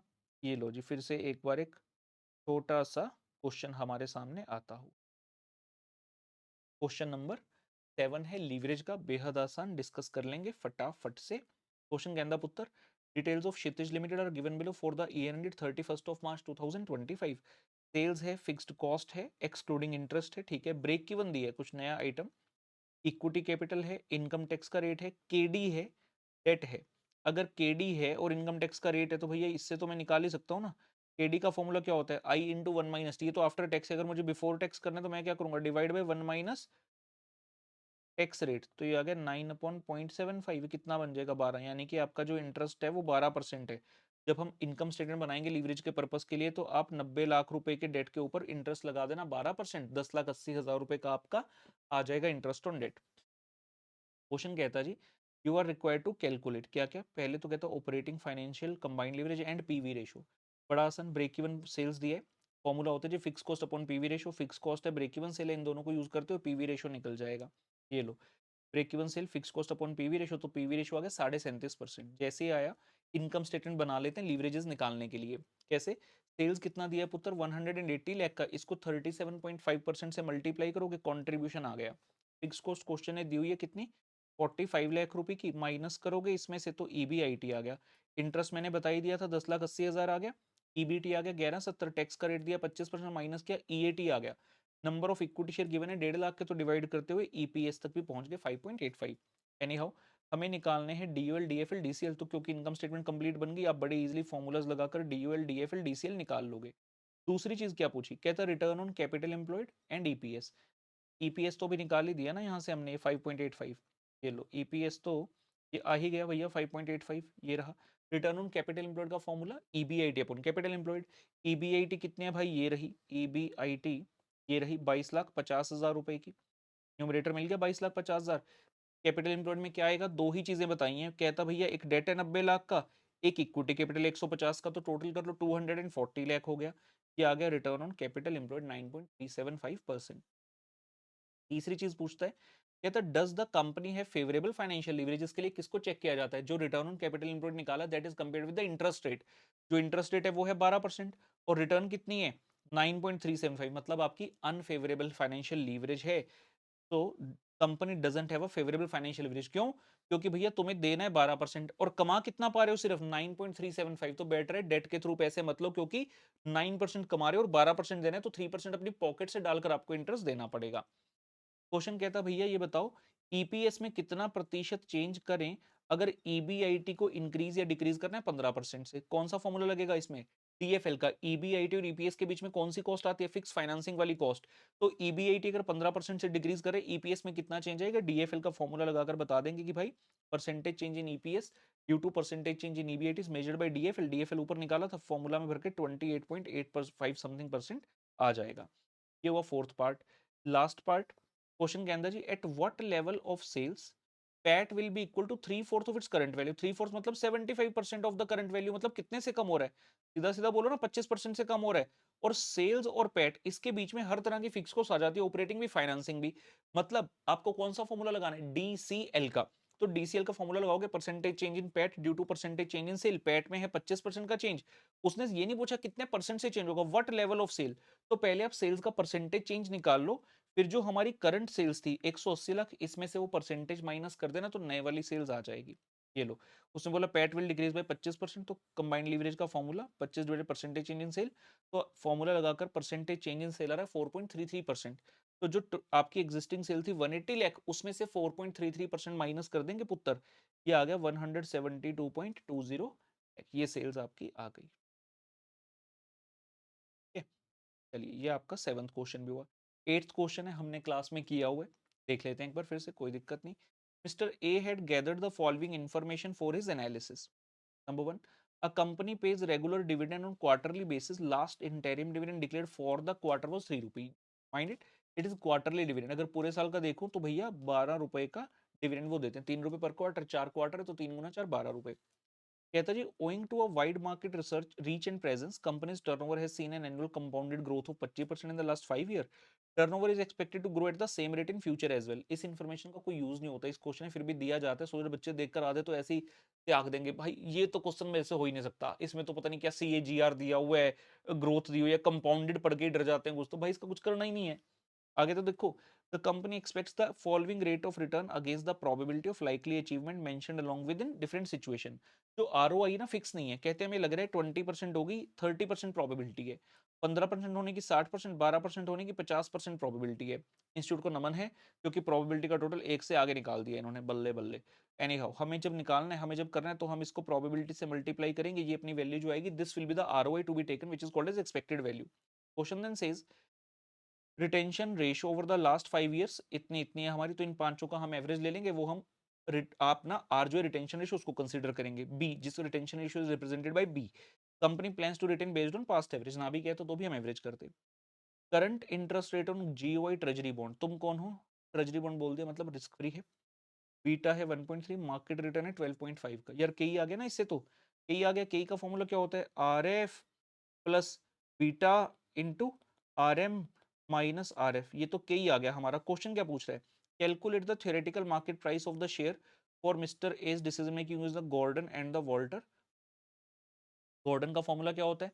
D one upon K minus G, क्योंकि डिविडेंड ग्रोथ वाले फॉर्मूला से बनता है। या तो ऐसे लिख लो या फिर generic formula E into one minus B बटे के माइनस बी इंटू, जैसे मर्जी लिख लो, चॉइस आपकी है। ठीक है, हम निकालते हैं चीजें, आराम से करते हैं। D one upon K minus जी चाहिए। सबसे पहले तो रिटेंशन रेशियो जो है उसका एवरेज कर लिया, 46% आ गया। जो आपका ग्रोथ रेट है इसका फॉर्मूला था बी इंटू आर, बी मतलब retention ratio into R, R मतलब रिटर्न, रेट ऑफ रिटर्न। तो रेट बी निकाल लिया हमने 46%। रेट ऑफ रिटर्न कैसे आ जाएगा? उसने 3 return the, probability the, return को प्रोबेबिलिटी से मल्टीप्लाई किया, 21 आ गया। तो ये आ गया 21। आप क्या करोगे जी? Finally you will say growth is equal to retention ratio into R Y. Retention ratio 46%, ये 21%, दोनों को मल्टीप्लाई किया तो ग्रोथ आ गया 9.66। तो ये मिल गया इस फॉर्मूला में। जी हमें मिल गया, डी वन और के हमें ढूंढना है। ठीक है, ये लो, के तो मैंने बता दिया। के तो आपका इस तरीके से आ गया, एक मिनट, ये लो जी, ये हो गया आपका K E, R F plus R M minus R F into beta, ये 14.9 हो गया। तो डिनोमिनेटर की दोनों चीजें हो गया 12, ये टी वन की। उसने कहा जी हम तो 3 रुपए प्रति क्वार्टर डिविडेंड देते हैं भैया, तो मतलब 12 रुपए का डिविडेंड तो तुमने दिया है, ये तो डी नोट हो गया। अगर इसमें मैं ग्रोथ को ऐड कर दूं तो डी वन आ जाएगा, जो भी निकाला 9.66। तो इस फॉर्मूला में भर दिया हमने, और ये हमारा आंसर आ गया जी 251.15। ये हो गया as per the Gordon model. Walter model का फॉर्मूला लगाते हैं तो वो कुछ ऐसा सा दिखता है, P is equal to D plus E minus D into R upon K whole divide by K. ठीक है, अब डिविडेंड हमें पता है क्या? क्या डिविडेंड हमें पता है? बिल्कुल पता है। ये लीजिए मैं एक एक करके चीज भर दूं, 12 का। फॉर्मूला में क्या? आर अपॉन के। क्या हमें आर पता है? बिल्कुल पता है, 21। क्या हमें के पता है? ये निकाला था ना के, 14.9 पता है। ई माइनस डी, डी पता है, अपॉन के पता है। ये नहीं पता, ये क्या चीज है जी? ई। अर्निंग नहीं पता हमें, तो कोई बात नहीं, निकाल लेते हैं। उसने बताया डिविडेंड पे करते हो 12 रुपए का, 46% रिटेन कर रहे हो ऑन एन एवरेज, तो डिविडेंड कितना दे रहे हो? 54%। और डिविडेंड पे आउट का फॉर्मूला होता है डीपीएस अपॉन ईपीएस। तो डिविडेंड भर दो इसमें 12, पे आउट रेशियो कितना है? 54। यहाँ से ईपीएस निकल जाएगा 22.22, वो यहाँ पर भर दोगे। और जब सॉल्व करोगे तो आपका पीओ यानी कि प्राइस आ गया जी 177.21। उत्तर शुड बी क्लियर, ठीक है ना? बढ़िया परफॉर्मेंस। बढ़ते हैं आगे। अंतिम प्रश्न जो है एफएम का हमारे सामने आ रहा है, प्रैक्टिकल क्वेश्चन। अच्छा क्वेश्चन है। क्लास में हमने एक्सपोर्ट वाले क्वेश्चन किए, इसमें उसने इंपोर्ट में भी एक पॉइंट डाला है, बड़ा आसान है। एग्जाम में भी अगर आ जाए तो मुझे लगता है बच्चे कर लेंगे, फिर भी हम यहाँ पर अच्छे से करके जाएंगे। क्वेश्चन कहता है जी, management of the company Parshvam limited is planning to expand its business at international level, consults you for preparing and estimation of the working capital needs so that they can avail the finance from the bank. पढ़कर समझ आ गया, working capital की estimation का question है। कहता है जी following data जो है दिया हुआ है, देखते हैं आइए। क्वेश्चन कहता है पुत्र, मटेरियल यूज्ड डोमेस्टिक 2 महीने के क्रेडिट पर मिलता है, इंपोर्ट ऑन 3 मंथ्स क्रेडिट। ये नया पॉइंट आया, इंपोर्ट आप कर रहे हो और 3 महीने का क्रेडिट है। देखने से लगता है क्या दिक्कत है भाई? जब अपन करंट लायबिलिटी निकालेंगे उसमें पहला पॉइंट लिखता है रॉ मटेरियल क्रेडिटर, तो वहां पर जो इंपोर्ट वाला 6 लाख का वैल्यू उसको 3/12 कर देंगे, आ जाएगा। देखने में तो इतना ही लग रहा है अभी। ठीक है, उसने डबल स्टार मारा है, जरा डबल स्टार देखें कहीं, ये रहा डबल स्टार। क्वेश्चन कहता, raw material imported will attract a custom duty of 20% to be paid up front. 6 lakh रुपए का सामान खरीदा, 6 लाख का 20% हो गया जी 1,20,000। लेकिन कहता with duty drawback of 5% credited up front. Duty drawback का मतलब क्या होता है? एक्साइज में, कस्टम में सॉरी कॉन्सेप्ट होता है जहां पर अगर आप अपना प्रोडक्ट एक्सपोर्ट करते हो तो गवर्नमेंट आपको कह देती है कि भाई हम ड्यूटी ड्रॉबैक दे देंगे, तो वैसा सा कुछ यहाँ पर बोल रहे हैं कि ड्यूटी ड्रॉबैक आपको क्या होगा? क्रेडिटेड हो जाएगी। ठीक है ना? इसका मतलब क्या, आप जो रॉ मटेरियल इंपोर्ट कर रहे हो ना, इसका इस्तेमाल करके इंडिया में सामान बनाओगे, और जो सामान बनाओगे उसको एक्सपोर्ट कर दोगे, तो गवर्नमेंट आपको 5% की छूट दे रही है। तो पहले कहते 20% लगाएंगे, फिर कहते 5% का माइनस कर देंगे, तो भाई नेट 15% लगाओगे ना। तो 6 लाख में 15% ऐड करके जो मेरी कॉस्ट ऑफ मटेरियल है वो 6,90,000 हो जाती है। लेकिन क्या ये 90,000 मुझे मटेरियल सप्लायर को देने? नहीं, ये तो सरकार को देने हैं। तो क्रेडिटर की जो कंप्यूटेशन होगी वो 6 लाख रुपए पर ही होगी, क्योंकि क्रेडिटर को तो आपने 6 लाख रुपए ही देने। इस बात का ध्यान रखना, टैक्सेस जो है वो आपने गवर्नमेंट को पे करने हैं, वो भी ऑन द स्पॉट वाली चीज। ठीक है, जब हम कॉस्ट शीट पर्पस के लिए बनाएंगे तो मटेरियल का 6,90,000 ही ऐड कर लेंगे। लेकिन जब क्रेडिटर को पैसे देने तो उसमें 6 लाख ही आएगा, ये बात ध्यान में रखना है। और देखते हैं, क्वेश्चन कहता है जी lag in payment of wages, यानी कि आउटस्टैंडिंग वेजेस है 1 मंथ की। मैन्युफैक्चरिंग ओवरहेड का आधे महीने का लैग चलता है। सेल्स की बात आई, डोमेस्टिक सेल करते हो 1.5 महीने का क्रेडिट है, लेकिन जब एक्सपोर्ट बेचते हो बाहर वाली कंट्री में तो 3 महीने का क्रेडिट पीरियड देना पड़ता है आपको। और ब्रैकेट में ये बताया कि जो सेल प्राइस है ना वो 10% बिलो द डोमेस्टिक प्राइस है। मतलब अगर मान लो डोमेस्टिक में 100 का बेच रहा हूँ तो एक्सपोर्ट के समय मुझे 100 - 10% 90 रुपए का बेचना पड़ेगा। इस बात का ध्यान रखेंगे। और क्या है, admin expense payable in advance for 2 month, यानी कि तुम क्या बनोगे भैया, प्रीपेड बनोगे। Lag in payment of selling distribution expense 1 month है, ये 1/12 का आउटस्टैंडिंग। ठीक है, क्वेश्चन कहता है जी आगे, advance income tax for 25,000 for the quarter following in the next financial year is paid by the company. तो ये क्या हो गया, प्रीपेड हो गया। आपने अगले साल के पहले क्वार्टर का टैक्स अभी दे दिया, तो तुम कौन हो भाई, प्रीपेड हो गए। Manufacturing overheads is inclusive of depreciation on the new machine purchased for tailor made export. हमने एक मशीन खरीदी, उसमें डेप्रिसिएशन लगती है, तो कहते हैं ये जो मैन्युफैक्चरिंग ओवरहेड है ना, इसमें जो अमाउंट दिया है it is including the depreciation. और हम ये जानते हैं वर्किंग कैपिटल चैप्टर में डेप्रिसिएशन की कोई जगह नहीं। अगर ऐसा दिया है इंक्लूडिंग डेप्रिसिएशन तो हमने पुत्र उसको माइनस कर देना, हमें एक्सक्लूड करनी है डेप्रिसिएशन। कहता जी परचेज प्राइस जो है ना इस मशीन का 24 लाख है, डेप्रिसिएशन है 10% का। तो सीधी सीधी बात करो भाई, 2,40,000 की डेप्रिसिएशन है, तो इसमें से आपको 2,40,000 कर देने हैं माइनस। ठीक है जी, 24 लाख रह जाएगा। क्वेश्चन में एक अच्छी लाइन आई, कहता भैया जो कैश जीपी है ना वो 20% है डोमेस्टिक सेल के ऊपर। इसका मतलब क्या है, इसका मतलब ये है कि अगर मैं डोमेस्टिक सेल की बात करूं, मेरा सेलिंग प्राइस अगर 100 है, क्वेश्चन कह रहा है जीपी मेरा 20 है, यानी कि कॉस्ट मेरी कितनी है, 80 की है। जब एक्सपोर्ट सेल की बात करूंगा भाई, कॉस्ट तो 80 की रहेगी ना, कॉस्ट अलग अलग थोड़ी है। लेकिन सेलिंग प्राइस क्वेश्चन ने कहा था 10% मेरा कम है अगर मैं एक्सपोर्ट में बेचता हूँ, तो आपकी ये बैलेंसिंग फिगर आ जाती है, यानी कि आपका जो प्रॉफिट मार्जिन है एक्सपोर्ट सेल के ऊपर 10% ही है। वो ये हमने क्लास में की हुई है चीजें, ठीक है। आपका जो जीपी है वो इसमें कितना है जी, 10/90, ये 11.11% बन जाता है। आगे देखते हैं क्या लिखता है। कहता है जी to promote the export, export promotion council provides a revenue subsidy of 2.5% for the new machine purchased. ये क्या चक्कर है, क्या लिखता है, जिस बच्चे ने सिर्फ अगर इस पर फोकस किया, सर सब्सिडी मिल रही है 2.5% की, सर इसमें से माइनस कर दो, नो, उसने साथ में भैया इंग्लिश लगाई है, रेवेन्यू सब्सिडी। इसका मतलब क्या है, ये कैपिटल सब्सिडी नहीं है। अगर कैपिटल सब्सिडी लिखता तो 24 लाख में से माइनस होती, डेप्रिसिएशन रिवाइज होती, लेकिन रेवेन्यू सब्सिडी मतलब इसका बेनिफिट आपको P&L में देंगे, ये मशीन में से माइनस नहीं होगी, 2.5% की। ठीक है, देखेंगे इसका क्या करना है, बेसिकली बता देता हूँ। नहीं अभी नहीं बताता, अभी नहीं बताता, बस इतना समझ लो, ये मैन्युफैक्चरिंग ये आपकी जो मशीन की कॉस्ट है उसके साथ रिलेटेबल नहीं है। Furthermore Parshivam limited submits the letter of credit to its bank and avails the all export sales value within 1 month. ये क्या बात हुई, यहां तुम लिख रहे थे कि 3 मंथ्स का क्रेडिट है, ठीक है, लेकिन कहता आपने चिट्ठी दे दी, एलओसी दे दी अपने बैंक को, जिसकी वजह से आपके पास 1 महीने के अंदर पैसा आ गया। मतलब जो क्रेडिट पीरियड नॉर्मल में 3 मंथ होना था, लेकिन मेरे लिए 1 मंथ है, क्योंकि मैं लेटर ऑफ क्रेडिट के बेस पर कर रहा हूं। जो सेलर है वो मेरे बैंक को कब देगा मैटर नहीं करता, मेरे बैंक ने मेरे को दे दिए 1 महीने के अंदर, तो मेरा जो क्रेडिट पीरियड होगा कैलकुलेशन 1/12 होगा। लेकिन कहता है ऐसा करने के लिए उस इंस्टीट्यूशन यानी कि बैंक ने 5% की फीस मुझसे चार्ज करी है, तो वो आपका क्या हो जाएगा, खर्चा हो जाएगा। ठीक है, क्वेश्चन कहता है जी company keeps 1 month stock of material. Starting point रहेगा ना हमारा, जब हम क्वेश्चन स्टार्ट करेंगे कैसे स्टार्ट करते हैं, रॉ मटेरियल स्टॉक, तो 1/12 है। जो एफ है उसका भी 1/12 है। Goods remain in process for half a month, WIP कितना है, 0.5/12। 90% raw material introduced in the process, मतलब जो DOC है मटेरियल की 90% रहेगी, लेबर ओवरहेड की हम 50-50 मानकर चलेंगे। Company believes in keeping cash and bank balance of ₹1.5 lakh. ये आपका सीधा सीधा उसने बता दिया cash bank balance. Management is of the opinion safety margin 15% रख लेना, तो current asset minus current liability करके जो आएगा आपका वर्किंग उसमें 15% ऐड कर देना। हमसे क्या चाहते हैं question, prepare the estimated working capital statement for the next year. और कहता है एडवाइस कीजिए कि क्या आपको कंटिन्यू करना चाहिए एक्सपोर्ट बिजनेस या नहीं करना चाहिए, वो हम कॉस्ट को सेल से कंपेयर कर लेंगे। ठीक है, चलिए स्टार्ट करते हैं, बढ़िया प्रश्न है। सबसे पहले मैं आपको जो जो चीज़ कायदे से बतानी है वो बताता हुआ चलता हूँ। ठीक है, ओके, ये लीजिए, सबसे पहले अपन कॉस्ट शीट बना रहे हैं।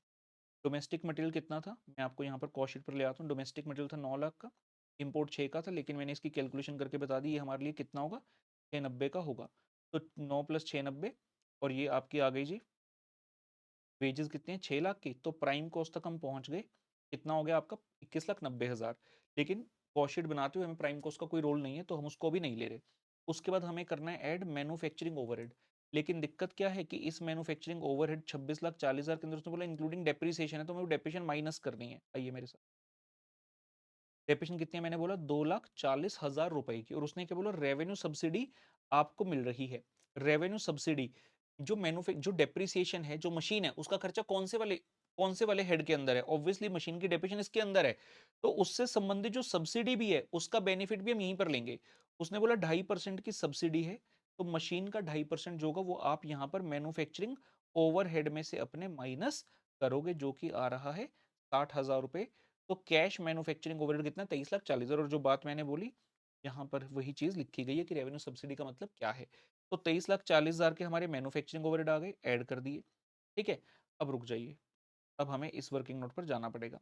जैसा मैंने आपको बताया, क्वेश्चन ने आपको सेल्स दी, ये देखिए 30 लाख और 24,80,000 रुपए की, ये लीजिए, ये हो गई सेल्स। इसमें से माइनस करना है जीपी। डोमेस्टिक वाले के लिए क्लियर है, 20% है, 30 लाख का 20%। लेकिन एक्सपोर्ट के लिए मैंने आपको सिखाया था 10/90 करके 11.11 आ रहा है, तो ये जीपी बना। ये आपकी बनी सीओजीएस कॉस्ट। साथ साथ टोटल कर दो, तो ये टोटल सीओजीएस आपकी आ रही है। ठीक है, आपकी सीओजीएस आ गई कितने रुपए की, 46,04,472। अब क्वेश्चन ने इसके अंदर आपको ये 2 पॉइंट दिए हैं, एडमिन और सेलिंग एक्सपेंस। याद कीजिए, जब आप कॉस्ट शीट बनाते हो कॉस्टिंग में, क्या करते हो, सीओजीएस आ जाता है, उसके बाद दो खर्चे ऐड होते हैं, एडमिन और सेलिंग। क्वेश्चन ने कुछ नहीं बताया, तो इन्होंने एडमिन वाले को माना है जनरल है, तो इन्होंने एडमिन खर्चे यहाँ पर ऐड कर दिया, सेलिंग ऐड कर दिया, जिसके कारण यहाँ पर कॉस्ट ऑफ सेल आ जाएगा। और एक स्पेशल खर्चा जो उसने बताया था, बैंक फीस एंड चार्जेस वाला, याद है ये वाला खर्चा, कि भैया हमें 5% बैंक को कमीशन देना पड़ेगा, फीस देनी पड़ेगी एक तरह से। कितने रुपए की, आपके एक्सपोर्ट सेल के कितने पैसे हैं, 24,80,000, क्योंकि वो बैंक मुझे 1 महीने के अंदर दे रहा है, उसका 5% फीस है, तो 24,80,000 का 5% जो है 1,24,000 मुझे एक्सपोर्ट वाले, ये याद रखिए, डोमेस्टिक का कॉलम है एक्सपोर्ट, और ये टोटल, तो एक्सपोर्ट वाले में एक वो खर्चा भी आ गया। अब उसने आपको एडमिन और सेलिंग एक्सपेंस दोनों टोटलिटी में दिए, तो हमें यहाँ पर बांटना है इनको डोमेस्टिक और एक्सपोर्ट में। तो इंस्टीट्यूट ने बड़ा सिंपल रखा, सेल्स की रेशियो में बांट दिया, आप भी सेल्स की रेशियो में बांट देना। सेलिंग एंड डिस्ट्रीब्यूशन के लिए तो क्लियर है कि सेल्स की रेशियो में बांटना है।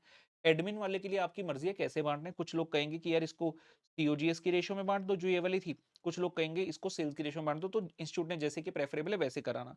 तो ये हमें कॉस्ट ऑफ सेल मिल गई जी, इनकी इतने रुपए की, और टोटल बेसिकली हमें देखना है जी कितना है, 53,88,472। तो हमने यहाँ पर टोटल लिख लिया, ये एडमिन सेलिंग बैंक चार्जेस लिख लिए, ये सीओजीएस है, ये जो आया था हमारे पास वो भी लिख डाला, 46,04472। लेकिन ऐसा करते हुए एक अड़चन आई। अड़चन क्या आई कि भैया आपके पास एक बैलेंसिंग फिगर है, यहाँ पर ये टैली नहीं हुआ। आइडियली तो जो ऊपर से चले थे तब ये आना चाहिए था, लेकिन ऊपर से चलते हुए कम आ रहा है, तो ये बैलेंसिंग फिगर आ रही है, इसको उन्होंने मान लिया अदर ओवरहेड। अब ये सिर्फ ये शो कर रहा है, ये कैलकुलेशन के इंस्टीट्यूट से क्वेश्चन सही से बना नहीं है, क्योंकि आइडियली अदर ओवरहेड नाम की कोई चीज ही नहीं है, मैन्युफैक्चरिंग में ही सारी चीजें आ जानी चाहिए थी, तो ये अदर ओवरहेड नाम की चीज होनी नहीं चाहिए, लेकिन ये हो गई, क्योंकि क्वेश्चन सही से उन्होंने नहीं बनाया। ठीक है ना, बट कोई बात नहीं, एग्जाम में भी ऐसा हो सकता है, हमारा इंस्टीट्यूट तो प्रसिद्ध है भाई ऐसी चीजें करने के लिए, तो इनके लिए आपको तैयार रहना होगा। तो फाइनली ये कॉस्ट शीट हमारे सामने है।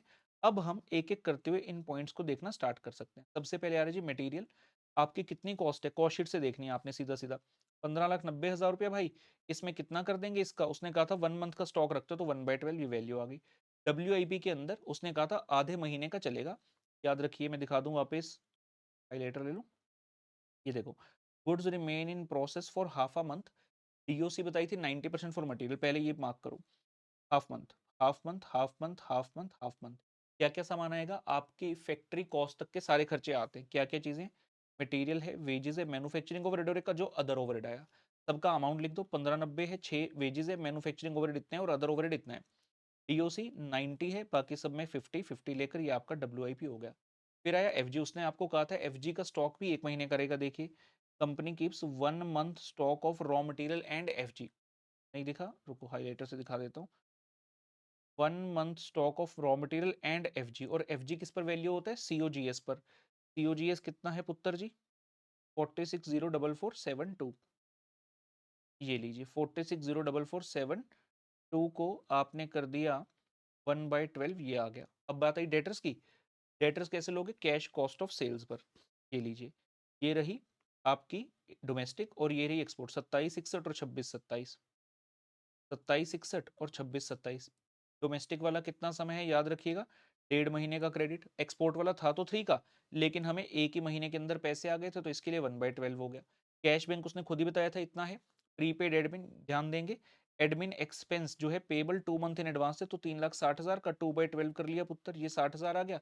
उसने कहा था आपने अगले साल के पहले क्वार्टर का इनकम टैक्स आज ही दे डाला इस साल में, तो ये 25,000 भी आपका प्रीपेड हो गया। ऐसा करते हुए आपके करंट एसेट सारे खत्म हुए। करंट लाइबिलिटीज पर आए, क्रेडिटर सबसे पहले डोमेस्टिक तो उसने बताया भैया 9 लाख, और इंपोर्ट वाले 6 लाख। याद रखना जब कॉस्ट शीट में डाला था तो हमने यहाँ पर 6 की जगह 690 लिया है, लेकिन 6,90,000 में से 90,000 तो भैया सरकार के हैं, क्रेडिटर को तो 6 लाख ही देने हैं। तो 9 लाख का 2/12 और 6 लाख के लिए 3/12 उत्तर आपका हो गया, अकॉर्डिंगली वैल्यूज आ गई। फिर उसने बोला lag in payment of wages 1 month, तो 6 लाख का पुत्र 1/12 कर लिया, ये आ गया। फिर उसने बोला था ओवरहेड आधे महीने के हैं, आपने ओवरहेड कितने निकाले 23,40,000, तो उसका आधा महीना कर दिया, और एक आपका अदर ओवरहेड आया था तो उसका भी ये एज्यूम कर लिया इंस्टीट्यूट ने कि आधे महीने का ये भी आउटस्टैंडिंग रहेगा। आप ये भी एज्यूम करते हो कि आउटस्टैंडिंग है ही नहीं, जो भी करो नोट लिख कर आना होगा। उसके बाद एक खर्चा और था सेलिंग एंड डिस्ट्रीब्यूशन का, इसमें एक महीने का लैग है, तो इसका 3 लाख इंटू पुत्र 1/12 हो गया। ठीक है, उसने करंट लाइबिलिटी का टोटल नहीं दिखाया, सीधा दिखा दिया excess of current asset minus current liability. और महान इतने हैं भैया कि महानता की तो बात क्या करें, कहते सेफ्टी मार्जिन 987। बच्चे सोचेंगे ये आया कहाँ से, ये गलत लिखा है, यही वैल्यू है 962,124, इसका 15% किया, ऐड किया, तो ये आपका फाइनल आंसर बनेगा। यो यो यो। और क्वेश्चन ने आपसे दूसरा पार्ट पूछा था कि याद है कि भैया हम एक्सपोर्ट में सेल करें कि ना करें, ये वाला advice whether the company should continue with the export business or not। अच्छा ओके, एक्सपोर्ट बिजनेस करके एक्सपोर्ट सेल्स कितनी है 24,80,000, और तनिक हमें दिखाओ तो सही कि तुम खर्चा कितना कर रहे बे। हाँ 24 लाख का सेल करते हो, तो हर cash cost of sale export में हो जाता है 26,27,158। वाह भाई वाह। मतलब सिंपल सी बात करें, फाइनेंशियल एंगल से देखें तो जो आपकी कैश कॉस्ट ऑफ सेल है वो हायर है then the sales value of 24,80,000। लेकिन जब आप एक्सपोर्ट सेल्स करते हो तो सिर्फ फाइनेंशियल एंगल नहीं होता, और भी कई सारे एंगल होते हैं, उसने लिखे नॉन मॉनेटरी फैक्टर है भाई। एक तो नया कस्टमर बेस जुड़ता है कंपनी के लिए, इंटरनेशनल होने के कारण क्रेडिबिलिटी बनती है, इमेज कंपनी की बढ़ती है, लोग देखते हैं अच्छा तुम्हारा सामान इंटरनेशनल भी जाता है, तो कुछ फैक्टर्स हैं। तो जिस वजह से हम खाली फाइनेंशियल फैक्टर देखकर ये नहीं कह सकते कि आप एक्सपोर्ट का बिजनेस मत करो, लेकिन क्योंकि उसने पूछा था एडवाइस हमने दे डाला। ठीक है ना। उसके बाद थ्योरी क्वेश्चन है, थ्योरी वगैरह तो क्लास में सारी की हुई है हमने, यहाँ से कुछ कुछ स्पेसिफिक नहीं है, प्रॉफिट और वेल्थ मैक्सिमाइजेशन की चीजें पूछ रहे हैं, वेंचर कैपिटल फाइनेंसिंग की क्लास में कर रखा है। जो तो हो गई फाइनेंशियल मैनेजमेंट की बात, लेकिन हम जानते हैं कि हमारे सिलेबस में स्ट्रेटेजिक मैनेजमेंट भी तो है, राइट। यहाँ पर वापस नामकरण करते हैं, आरटीपी में 2025, और फुट्टे से लाइन भी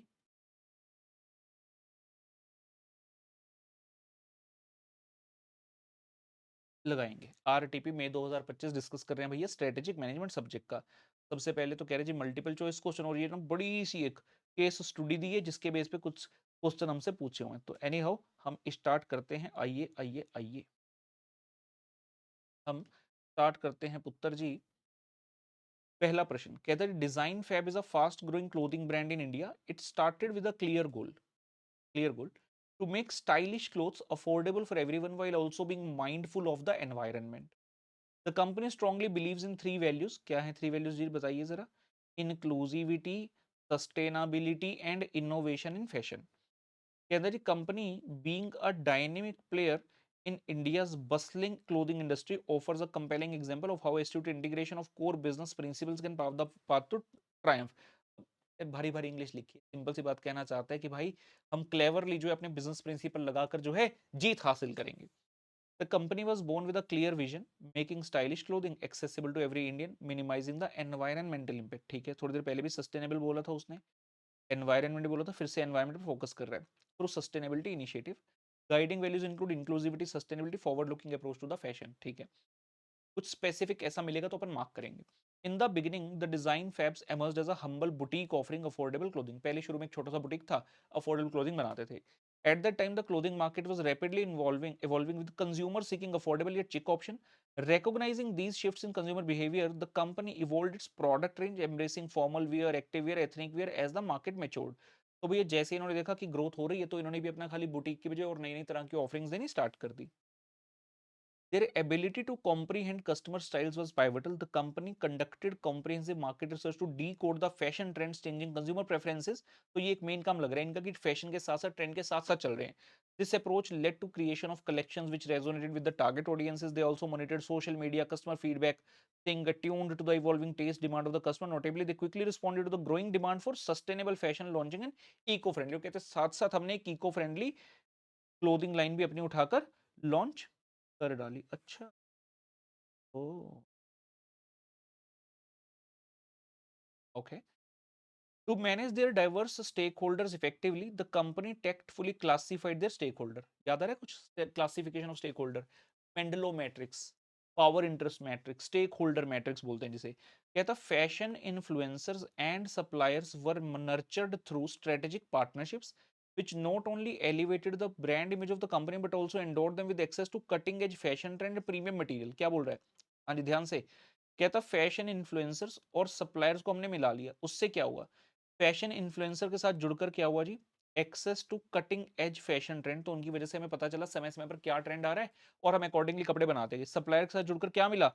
प्रीमियम मटेरियल मिला. जब मटेरियल प्रीमियम होगा तो ऑब्वियसली आउटपुट जो एंड प्रोडक्ट है वो भी प्रीमियम क्वालिटी का ही बनेगा. साइमल्टेनियसली क्वेश्चन के अंदर जी they maintained transparent and responsive communication with the local community and the loyal customers as well. By actively addressing their concerns and feedback, the company upheld a positive reputation, nurtured the customer loyalty. Comfortable enough? The company's prowess laid in the ability of trend forecasting. जो शुरू से वो कह रहे हैं कि भाई जो भी ट्रेंड चल रहा है हम उसके हिसाब से कपड़ा बना डालते हैं. Efficient supply chain management क्योंकि वेंडर का साथ है. Robust vendor relationship. Their design team innovated to remain ahead of the fashion trends, allowing them to design the collection which resonated deeply with the customers. Their streamlined supply chain. अब पहले इसने फिर से fashion वालों की बात करी, अब सप्लायर्स की बात करें. कहता भाई बढ़िया से काम चल रहा है तो लीड टाइम बहुत कम है, ऑपरेशनल कॉस्ट कम है, translated into competitive pricing and timely delivery of the high quality product. तो बेनिफिट बता रहे हैं. प्राइसिंग कॉम्पिटिटिव है क्यों? सप्लायर का अच्छा खासा नाता है अपना, तो लीड टाइम बहुत कम है. मतलब अपन आज ऑर्डर करते हैं तो क्विकली सामान अपने पास पहुंच जाता है. ठीक है ना? जिसकी वजह से कॉस्ट कम है, अपने को इन्वेंट्री ज्यादा रखनी नहीं पड़ती और प्रोडक्ट अपना हाई क्वालिटी का बन रहा है क्योंकि मटेरियल वो सही अपने को दे ही रहे हैं. और क्योंकि सही समय पर मटेरियल आता है तो डिलीवरी भी हम टाइमली कर पा रहे हैं. Strong vendor relationships provided him with a consistent supply of premium material, further fortifying their core competencies. To fuel the sustainable growth, the company executed a two-pronged approach encompassing market penetration and diversification. क्या किया? They embarked on a journey into tier 2 and 3 cities within India, capturing the attention of urban and semi-urban demographic. तो ये क्या होगा? Market penetration. Penetrate कर गए, tier 1 नहीं, tier 2, 3 city में भी पहुंच गए. ठीक है ना? Product सेम रखा, अंदर घुस गए. Simultaneously, they ventured into international markets, setting their sights on region where Indian fashion was gaining the traction. Recognizing that growth necessitates change, the company cultivated a corporate culture which celebrated adaptability and innovation. और उन्हीं principles पर आगे काम करना चालू किया. Employees were not merely encouraged but were adequately empowered through specialized training program कराए, equipping them with the skills, उनको skills दिया नया नया, which were needed for the seamless adaptation to new product launches and market expansion. क्योंकि अब आप international भी जा रहे हो तो हो सकता है आपको इंटरनेशनल टेस्ट के हिसाब से भी अच्छे अच्छे कपड़े बनाने पड़े, तो वो सारी ट्रेनिंग दिया. साथ में क्या किया? Vigilant strategic control mechanisms अंडरपिन the growth trajectory, ensuring that their expansion remained harmonized with their values and overarching objective. और कहते ये चेक करने के लिए कि सब कुछ सही से चल रहा है, हम अपना ऑब्जेक्टिव मीट कर पा रहे हैं, तो हमने स्ट्रेटेजिक कंट्रोल मैकेनिज्म का भी सहारा लिया. फिफ्थ चैप्टर में पढ़ाया जाता है जी स्ट्रेटेजिक कंट्रोल मैकेनिज्म. वहां पर हम देखते हैं कि स्ट्रेटेजिक कंट्रोल लगाकर हम ये देखना चाह रहे हैं कि जो हमारा ऑब्जेक्टिव था क्या हम उसे अचीव भी कर पा रहे हैं या नहीं कर पा रहे. ठीक है. Then it says routine performance assessment, evaluating the protocols, equipped the organization with real time insights which empowered informed decision making, enabling the company to adjust the strategies in response to ever evolving market dynamic. कहता daily base पर strategy control करते थे, कहीं पर भी कोई mismatch लगा तो फटाफट से सही कर लेते थे, जिससे रिस्पॉन्सिव हम बहुत ज्यादा हो गए. जो भी मार्केट डायनेमिक चाहते हैं वैसा अपन कर पा रहे हैं. Shifting customer behaviour, emerging fashion and सब चीजों की नॉलेज अपन ने रखी हुई है. The company's exceptional journey in India's clothing industry underscores the remarkable outcome that can be realized through the seamless amalgamation of core business principle. तो कह रहा है कि अगर अच्छे से काम करो, सारे बिजनेस प्रिंसिपल को ध्यान में रखो, इंक्लूसिविटी, सस्टेनेबिलिटी, फैशन ट्रेंड वगैरह वगैरह, तो आप बढ़िया तरीके से सक्सेसफुल बन सकते हो. In a world where the fashion landscape evolves ceaselessly, the company remains a beacon of affordability, sustainability, accessibility, ensuring that fashion remains an inclusive pursuit for all. Okay, अब बताओ भाई चाहते क्या हो? बहुत सारी इंग्लिश तो पढ़ाई इंस्टीट्यूट ने हमने वजह से पढ़ दी. अब बताओ चाहते क्या हो? पहला पॉइंट कहता जी Design Fab and Indian clothing company is deeply committed to a specific core value which underpins the business philosophy. This core value plays a pivotal role in guiding their action and decision. What is the core value which defines their philosophy. कहता एक ना ऐसी core value है जिसके base पे आगे बढ़ते चले जा रहे हो, वही सबसे इंपॉर्टेंट है। जब भी कोई एक्शन लेना है, कोई डिसीजन लेना है, तो सबसे पहले उसी कोर वैल्यू को ध्यान में रखते हैं। कहता बताओ वो कौन सी है। 4 पॉइंट दिए हैं। अब क्या है, सुनना, पहला पॉइंट कहता है एक्सक्लूसिविटी, अरे ये तो है ही नहीं। दूसरा सस्टेनेबिलिटी, हाँ ये जरूर था। तीसरा प्रॉफिट, रुको मैं ऐसे टिक नहीं मारता, ऐसे कंफ्यूजन हो जाएगी, ऐसे टिक नहीं मारता। पहला पॉइंट कहता है जी एक्सक्लूसिविटी, गलत। सस्टेनेबिलिटी सही लग रहा है। प्रॉफिट में केस की बात करी उसने, नहीं। इंटरनेशनल एक्सपेंशन, क्या सिर्फ यही काम था, नहीं भाई। जो कोर वैल्यू थी वो थी सस्टेनेबिलिटी। इतना आसान है। दूसरा क्वेश्चन कहता है Design Fab embarked on a strategic move to introduce specific product variant at a particular phase of the product life cycle। कहता कुछ ऐसे उन्होंने ना स्पेसिफिक प्रोडक्ट वेरिएंट इंट्रोड्यूस करे, लेकिन एक पर्टिकुलर फेज में करे प्रोडक्ट लाइफ साइकिल की। In which phase did the company introduce gluten free and organic variant of their product. अब उसने हालांकि केस स्टडी में ऐसी कोई बात नहीं करी, लेकिन यहां पर मैंने एक मार्किंग करी थी, यहां पर मैंने एक मार्किंग करी थी, अगर आपको याद हो। क्या बोला था इसने? तो in the beginning they worked as a humble boutique offering affordable pricing clothing. Starting में तो है, लेकिन बाद में क्या हुआ? The clothing market was rapidly evolving, consumers seeking affordable at chic option, recognising this shift in the behaviour, they evolved their product range. यानी कि इस फेज में जाकर उन्होंने करा था। ये प्रोडक्ट लाइफ साइकिल का कौन सा फेज है भैया बताओ? Cloth market was rapidly evolving, कौन सा भैया? Growth phase. तो इसका जो उत्तर बनेगा ना पुत्र, इसका जो पुत्र बनेगा ना उत्तर, इसका जो उत्तर बनेगा ना पुत्र, कहता जी ये सारी ऑप्शन दे दी उसने। कहता है इंट्रोडक्शन, ग्रोथ, मैच्योरिटी, डिक्लाइन। कौन सा इसका सही आंसर है? ये वाला, ग्रोथ फेज। इस फेज में उन्होंने नई नई ऑफरिंग्स दी। तीसरा तीसरा क्वेश्चन देखते हैं, आइए। Design Fab showcased agility in adapting to evolving customer preference. How did they respond to changing customer behavior as highlighted in the given case? देखते हैं, पहले ऑप्शंस पढ़ते हैं। कहता बाय इंक्रीजिंग द प्राइस, क्या उन्होंने करी? नहीं। By introducing a sustainable clothing line in response to a growing demand for eco friendly, हाँ ये किया था। बाय इग्नोरिंग कस्टमर फीडबैक, ना ना ना। By reducing the variety of their product, ना ना ना, ये भी बढ़ाई थी। तो जो आंसर है वो है बी। फोर्थ क्वेश्चन कहता जी in accordance with Mendelow's matrix some stake holder groups possess high power and high interest in a company's operation। among the options which stakeholder group typically falls into the category of high power and high interest। तो stake holder matrix मेंडलो साहब ने दिया था, उसमें power और interest के base पे 4 quadrant बनते हैं, ठीक है ना? कहीं पावर ज्यादा है, कहीं इंटरेस्ट ज्यादा है, कहीं लो है, कहीं ऐसे है। तो एक क्वाड्रेंट होता है जिसमें हाईएस्ट पावर हाईएस्ट इंटरेस्ट होता है। कहता बताना इनमें से कौन सा है। क्या लोकल कम्युनिटी है, क्या फैशन इन्फ्लुएंसर है, क्या लॉयल कस्टमर है, या लो पावर सप्लायर है? भाई कौन सा होगा? उसने आगे लिखा भी है, local community with vested interest in the company's impact on their neighbourhood. No no, इनके पास ऐसा हाई पावर और हाई इंटरेस्ट नहीं है। सेकंड कहता fashion influencers who can significantly affect the brand perception, definitely, and consumer choices. तो इनका interest भी है और इनके पास पावर भी है करने की। कहता customers who purchase the company, नहीं भाई इनके पास इतना इंटरेस्ट और पावर नहीं है। और सप्लायर्स के पास भी, कहता प्रोवाइडिंग नॉन क्रिटिकल मटेरियल, हो सकता था, लेकिन ये कौन से सप्लायर की बात करें? कहते छोटा मोटा सामान जो हमें देते हैं, नहीं भाई इनका भी इतना पावर और इंटरेस्ट नहीं हो सकता। तो correct answer should be fashion influencer. हमने आंसर तो चेक किया ही नहीं साथ साथ। हमने कहा पहले का बी है, दूसरे का बी है, तीसरे का भी बी है, चौथे का भी बी है। जरा आंसर देखें, जरा आंसर देखें, पहले का, दूसरे का, तीसरे का, चौथे का। ठीक है, आगे बढ़ते हैं।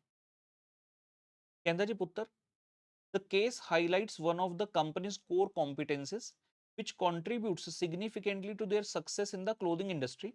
what specific core competency is emphasized in the given case। कहता है इस केस में कौन सी सबसे तगड़ी कोर कॉम्पिटेंस बताइए। पहला कहता है जी एक्सपर्टीज इन ऑटोमोबाइल मैन्युफैक्चर, अरे भाई। Expertise in design luxury watch, अरे भाई। Expertise in trend forecasting which plays a critical role in the fashion, yes ये बताया। C expertise in aerospace engineering, वाह वाह वाह। तो सी इसका आंसर है। आइए जी नेक्स्ट क्वेश्चन।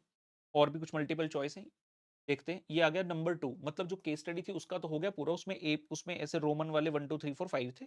अब एक इंडिपेंडेंट क्वेश्चन आ रहा है, पढ़ते हैं। इनोवसेक Innovexa Solution Limited operates in the technology sector, has 4 divisions: innovate, develop, transform, and elevate. Each division functions as an independent product center, also contributing to the company's flagship product TechSphere। 4 division बना रखी हैं, सब में अलग अलग independent product centre हैं। Every division has its own set of activities managed by a division head who is responsible for the product lines performance and profitability. Her division का अलग से एक डिविजनल हेड है जो उसकी एक्टिविटीज डे टू डे वाली देखता है। कहता while competing in different market segments each division has its own resources and capabilities to maintain a competitive edge। This type of structure is known as, options दे रहा है, कहता भैया network है, डिविजनल है, मल्टी डिविजनल, एसबीयू है। Institute ने इसका आंसर ना दिखा देता हूँ आपको ना, दिया हुआ है एसबीयू ये, लेकिन मेरे हिसाब से आंसर गलत है।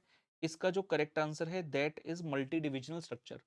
मल्टी डिविजनल स्ट्रक्चर के ही सारे यहाँ पर जो है आपको फीचर्स बताइए। मल्टी डिविजनल में मोर देन वन डिवीजन होती है, हर एक डिवीजन इंडिपेंडेंट तरीके से काम करती है, हर एक डिवीजन में डिवीजन हेड होता है जो कि उसकी सेट ऑफ एक्टिविटीज को मैनेज करता है। तो इसमें एसबीयू नहीं बनता, एसबीयू में तो चलता है मल्टी प्रोडक्ट मल्टी बिजनेसेस, यहाँ पे कहाँ उसने बताया मल्टी प्रोडक्ट्स वगैरह है नहीं। तो इसका जो करेक्ट आंसर बनता है as per me is multi divisional structure. Next question, Aeroglide Incorporation, a global aviation company, approached Rajesh K, an Indian entrepreneur, to collaborate with his team on a next generation aircraft manufacturing project. Their goal is to expand into South Asia. ये जो एरोग्लाइड company है, कहते हैं इसका plan है south Asia में बढ़ाना, खुद को एक्सपेंड करना। तो साउथ एशिया में India is one of the country. तो कहते हैं उन्होंने इंडियन एंटरप्रेन्योर राजेश को किया और क्या करना चाह रहे हैं, जो की लाइन है वो है टू कोलैबोरेट। ठीक है, आगे देखिए, कहता जी what strategy is the company trying to implement. क्या था ऑप्शन है, market penetration, development, strategic alliance, diversification. उसने वर्ड दिया कोलैबोरेट, जैसे कोलैबोरेट आया मतलब आंसर क्या है, स्ट्रेटेजिक अलायंस है। हाँ जी, नेक्स्ट क्वेश्चन के अंदर जी, sports wear brand Athlean is introducing a new range of eco friendly performance shoes for the fitness enthusiast. The manager wants to analyse the market position of competing brands in the sustainable sports footwear segment. कौन सा tool use करे, क्या करना चाह रहे हैं भैया, क्या करना चाह रहा है, analyse the market position of the competing brands in the sustainable sports footwear segment. Brands जो कॉम्पिटिटिव है उनको जज करना चाह रहे हैं, कहता क्या करूं, क्या स्वोट एनालिसिस कर लूं, strategic group mapping, BCG matrix करूं या वैल्यू चेन। क्या करेंगे भैया, कॉम्पिटिटर को जज करने के लिए स्ट्रेटेजिक ग्रुप मैपिंग किया जाता है। अच्छा, और क्या बात है, दो करते हैं। नेक्स्ट क्वेश्चन के अंदर जी, XYZ Logistics, a leading transportation company, has been operating in the industry for over a decade. Over the years, the company has expanded its fleet, optimized route planning, implemented advanced fuel efficiency techniques, due to which the company's per mile cost has decreased due to improved efficiency and experience in managing the large scale logistic operation. Which SM concept best explains this reduction? कहता है ऐसा क्यों हुआ, क्या experience कब है, क्या एनसोफ का ग्रोथ मैट्रिक्स है, स्ट्रेटेजिक सर्विलेंस है, वैल्यू चेन एनालिसिस। अरे भाई एक्सपीरियंस है, उसने बताया ना ओवर अ डिकेड अपन काम कर रहे हैं, तो एक्सपीरियंस कर्व। हाँ जी, next case, Global Fast Food Limited, a MNC restaurant chain, is evaluating a multinational restaurant chain is evaluating whether to enter the packaged food industry by launching its own brand of frozen meal. This decision involves new market, potential acquisitions भी करनी पड़ेंगी, overall business portfolio diversify करेगा, क्योंकि आज तक नहीं किया ऐसा। क्या लिखता है, इंग्लिश ध्यान से पढ़ने का, they want to enter the packaging food industry. Packed food देना चाहते हैं, अभी क्या कर रहे हैं, फास्ट फूड है, हो सकता है अनपैक्ड फूड दे रहे हो, फ्रेश दे रहे हो, बर्गर अभी बना कर दे रहे हैं, अब वो पैकेज्ड फूड इंडस्ट्री में आना चाहते हैं। कहता at what level this decision likely to be made. Options दे रहा है पुत्र हमें, क्या ये बिजनेस लेवल है, कॉर्पोरेट, फंक्शनल या ऑपरेशनल, कौन से लेवल पे डिसीजन लिया जाएगा, टॉप मोस्ट लेवल पर, क्योंकि डिसाइड किया जा रहा है कि क्या इस बिजनेस में आए या नहीं आए, नई मार्केट्स होंगी, एक्विजिशंस करनी है, तो ये डिसीजन कॉर्पोरेट लेवल पर लिया जाएगा। इसका आंसर है बी ऑप्शन। ठीक है जी, देख लें भाई, सिक्स के कौन कौन हो, बी हो, ये भी देख लें, फोर्थ का बी, फिफ्थ का ए, हमने ठीक किया, फिफ्थ का ए, फोर का बी, ठीक है, और थर्ड वाला भी देख लें एक बार, थर्ड का सी होना चाहिए। थर्ड जी कहाँ हुआ, आप थर्ड थर्ड थर्ड थर्ड भी सी है, बस ये वाला हम लोग कहता गलत है, मल्टी डिविजनल वाला जो इंस्टीट्यूट ने एसबीयू कह दिया था। ठीक है, चलिए देखते हैं आगे।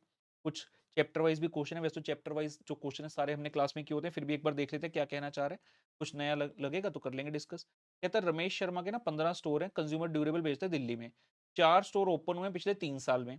ही believes in managing strategically, enjoyed significant sale of refrigerator, TV, washing machine वगैरह वगैरह 4 साल पहले तक।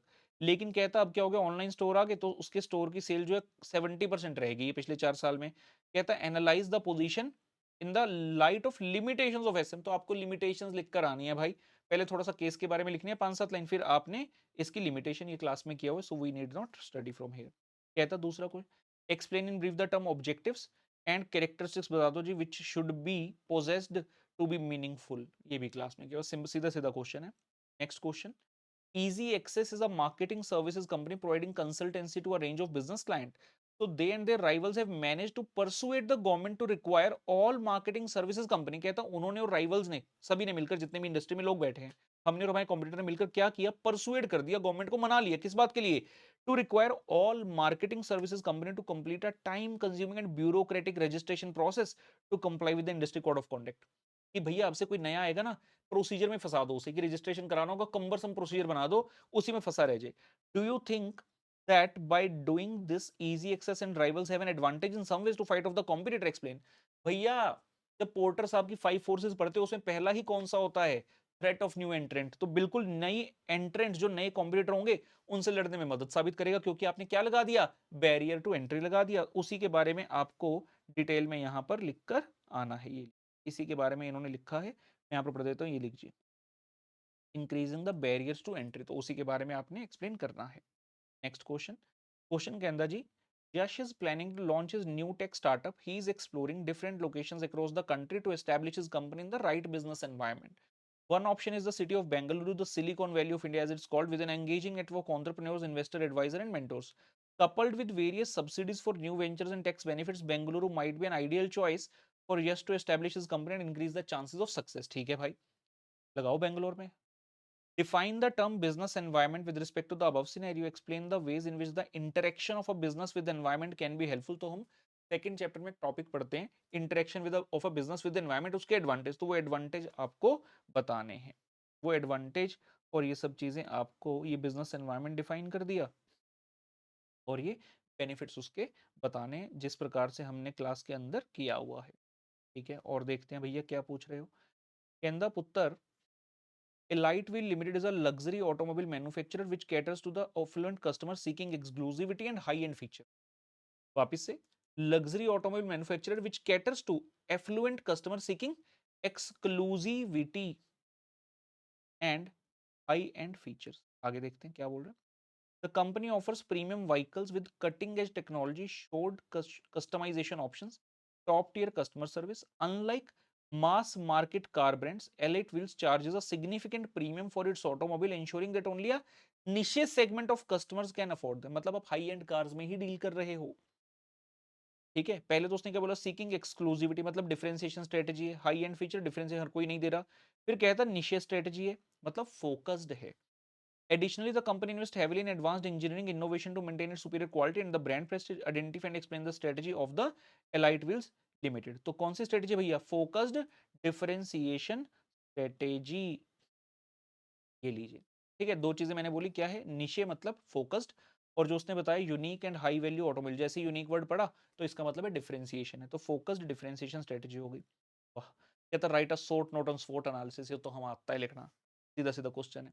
नेक्स्ट, जिंकलो limited is yeah is an established online children gaming company in Japan. They are performing good in the gaming industry. Their management has decided to expand the business and they decide to start a premium sports drink named Jinx for athletes. अभी क्या करते हो, कहता भैया हम तो gaming company है, अब क्या करोगे, कहता बोतल बनाएंगे स्पोर्ट्स ड्रिंक की। Identify and explain the growth strategy. कौन सी ग्रोथ स्ट्रेटजी, कौन सी, डाइवर्सिफिकेशन, अनरिलेटेड बिजनेस है आपका बिल्कुल, so it will be falling under the conglomerate diversification. Okay, conglomerate भी बोलना था, कॉन्ग्लोमरेट डाइवर्सिफिकेशन है, क्योंकि there is no link to the existing product, कोई कस्टमर ग्रुप सेम नहीं है, कस्टमर फंक्शन सेम नहीं है, टेक्नोलॉजी सेम नहीं है, ऑल टुगेदर डिफरेंट प्रोडक्ट है, तो कॉन्ग्लोमरेट डाइवर्सिफिकेशन कहा जाएगा। कहता है जी, write a short note on the ADL matrix in assessing the competitive position. आपके सिलेबस में है, बड़ा सा चित्र बनता है इसका, उसके अंदर 5 पोजीशन बताई जाती है, जो क्लास में किया है सेम टू सेम वही आपने कर देना है, स्पेशल कुछ नहीं। नेक्स्ट 15th क्वेश्चन जी, क्वेश्चन सेज पुत्र, Eco Pure Limited, a sustainable packaging manufacturer, faces the challenges in goal alignment, resource allocation and customer satisfaction. As a strategic consultant, analyze how the strategic performance measures can address this issues. तो SPM का question है, उसके अंदर अपन ये 3 point पढ़ते हैं, गोल alignment, resource allocation और customer satisfaction, तो उसी के बारे में लिखना है।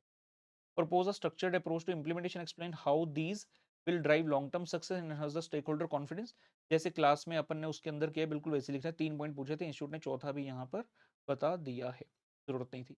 Last question, distinguish between strategic and operational planning, सीधा सीधा क्वेश्चन है जो हमने क्लास में किया हुआ है। तो भाई इस प्रकार से अपने आरटीपी, एफएम और एसएम का कुल मिलाकर हो जाता है खत्म। उम्मीद करता हूँ सभी बच्चों को मजा आया होगा। पेपर के लिए भैया ऑल द वेरी बेस्ट है। जिस बच्चे ने लेट ज्वाइन किया स्टार्टिंग से वापस से देख लेना। कमेंट जरूर करके जाना कि भैया समझ में आ गया, कोई डाउट हो तो लिख देना, I will try to reply back that, ठीक है ना। And but all I can say just all the best. Channel subscribe नहीं किया तो कर लेना, टेलीग्राम से जरूर जुड़ जाना। I keep sharing very very important notes, PDFs, free materials etcetera. और हमारी जो स्पार्कल बुक है उसको आपने अच्छे से कर लेना है for FM as well as SM. अगर नहीं पता स्पार्कल क्या, तो भाई बहुत ही बढ़िया तरीके से एक मैजिकल बुक बनाई है आप सब बच्चों के लिए। वो बुक आपको फ्री ऑफ कॉस्ट हमारे टेलीग्राम चैनल से मिल जाएगी, ठीक है जी। इसी के साथ लेते हैं आपसे अलविदा, मुलाकात अगले सेशन में, तब तक के लिए bye bye bye bye bye.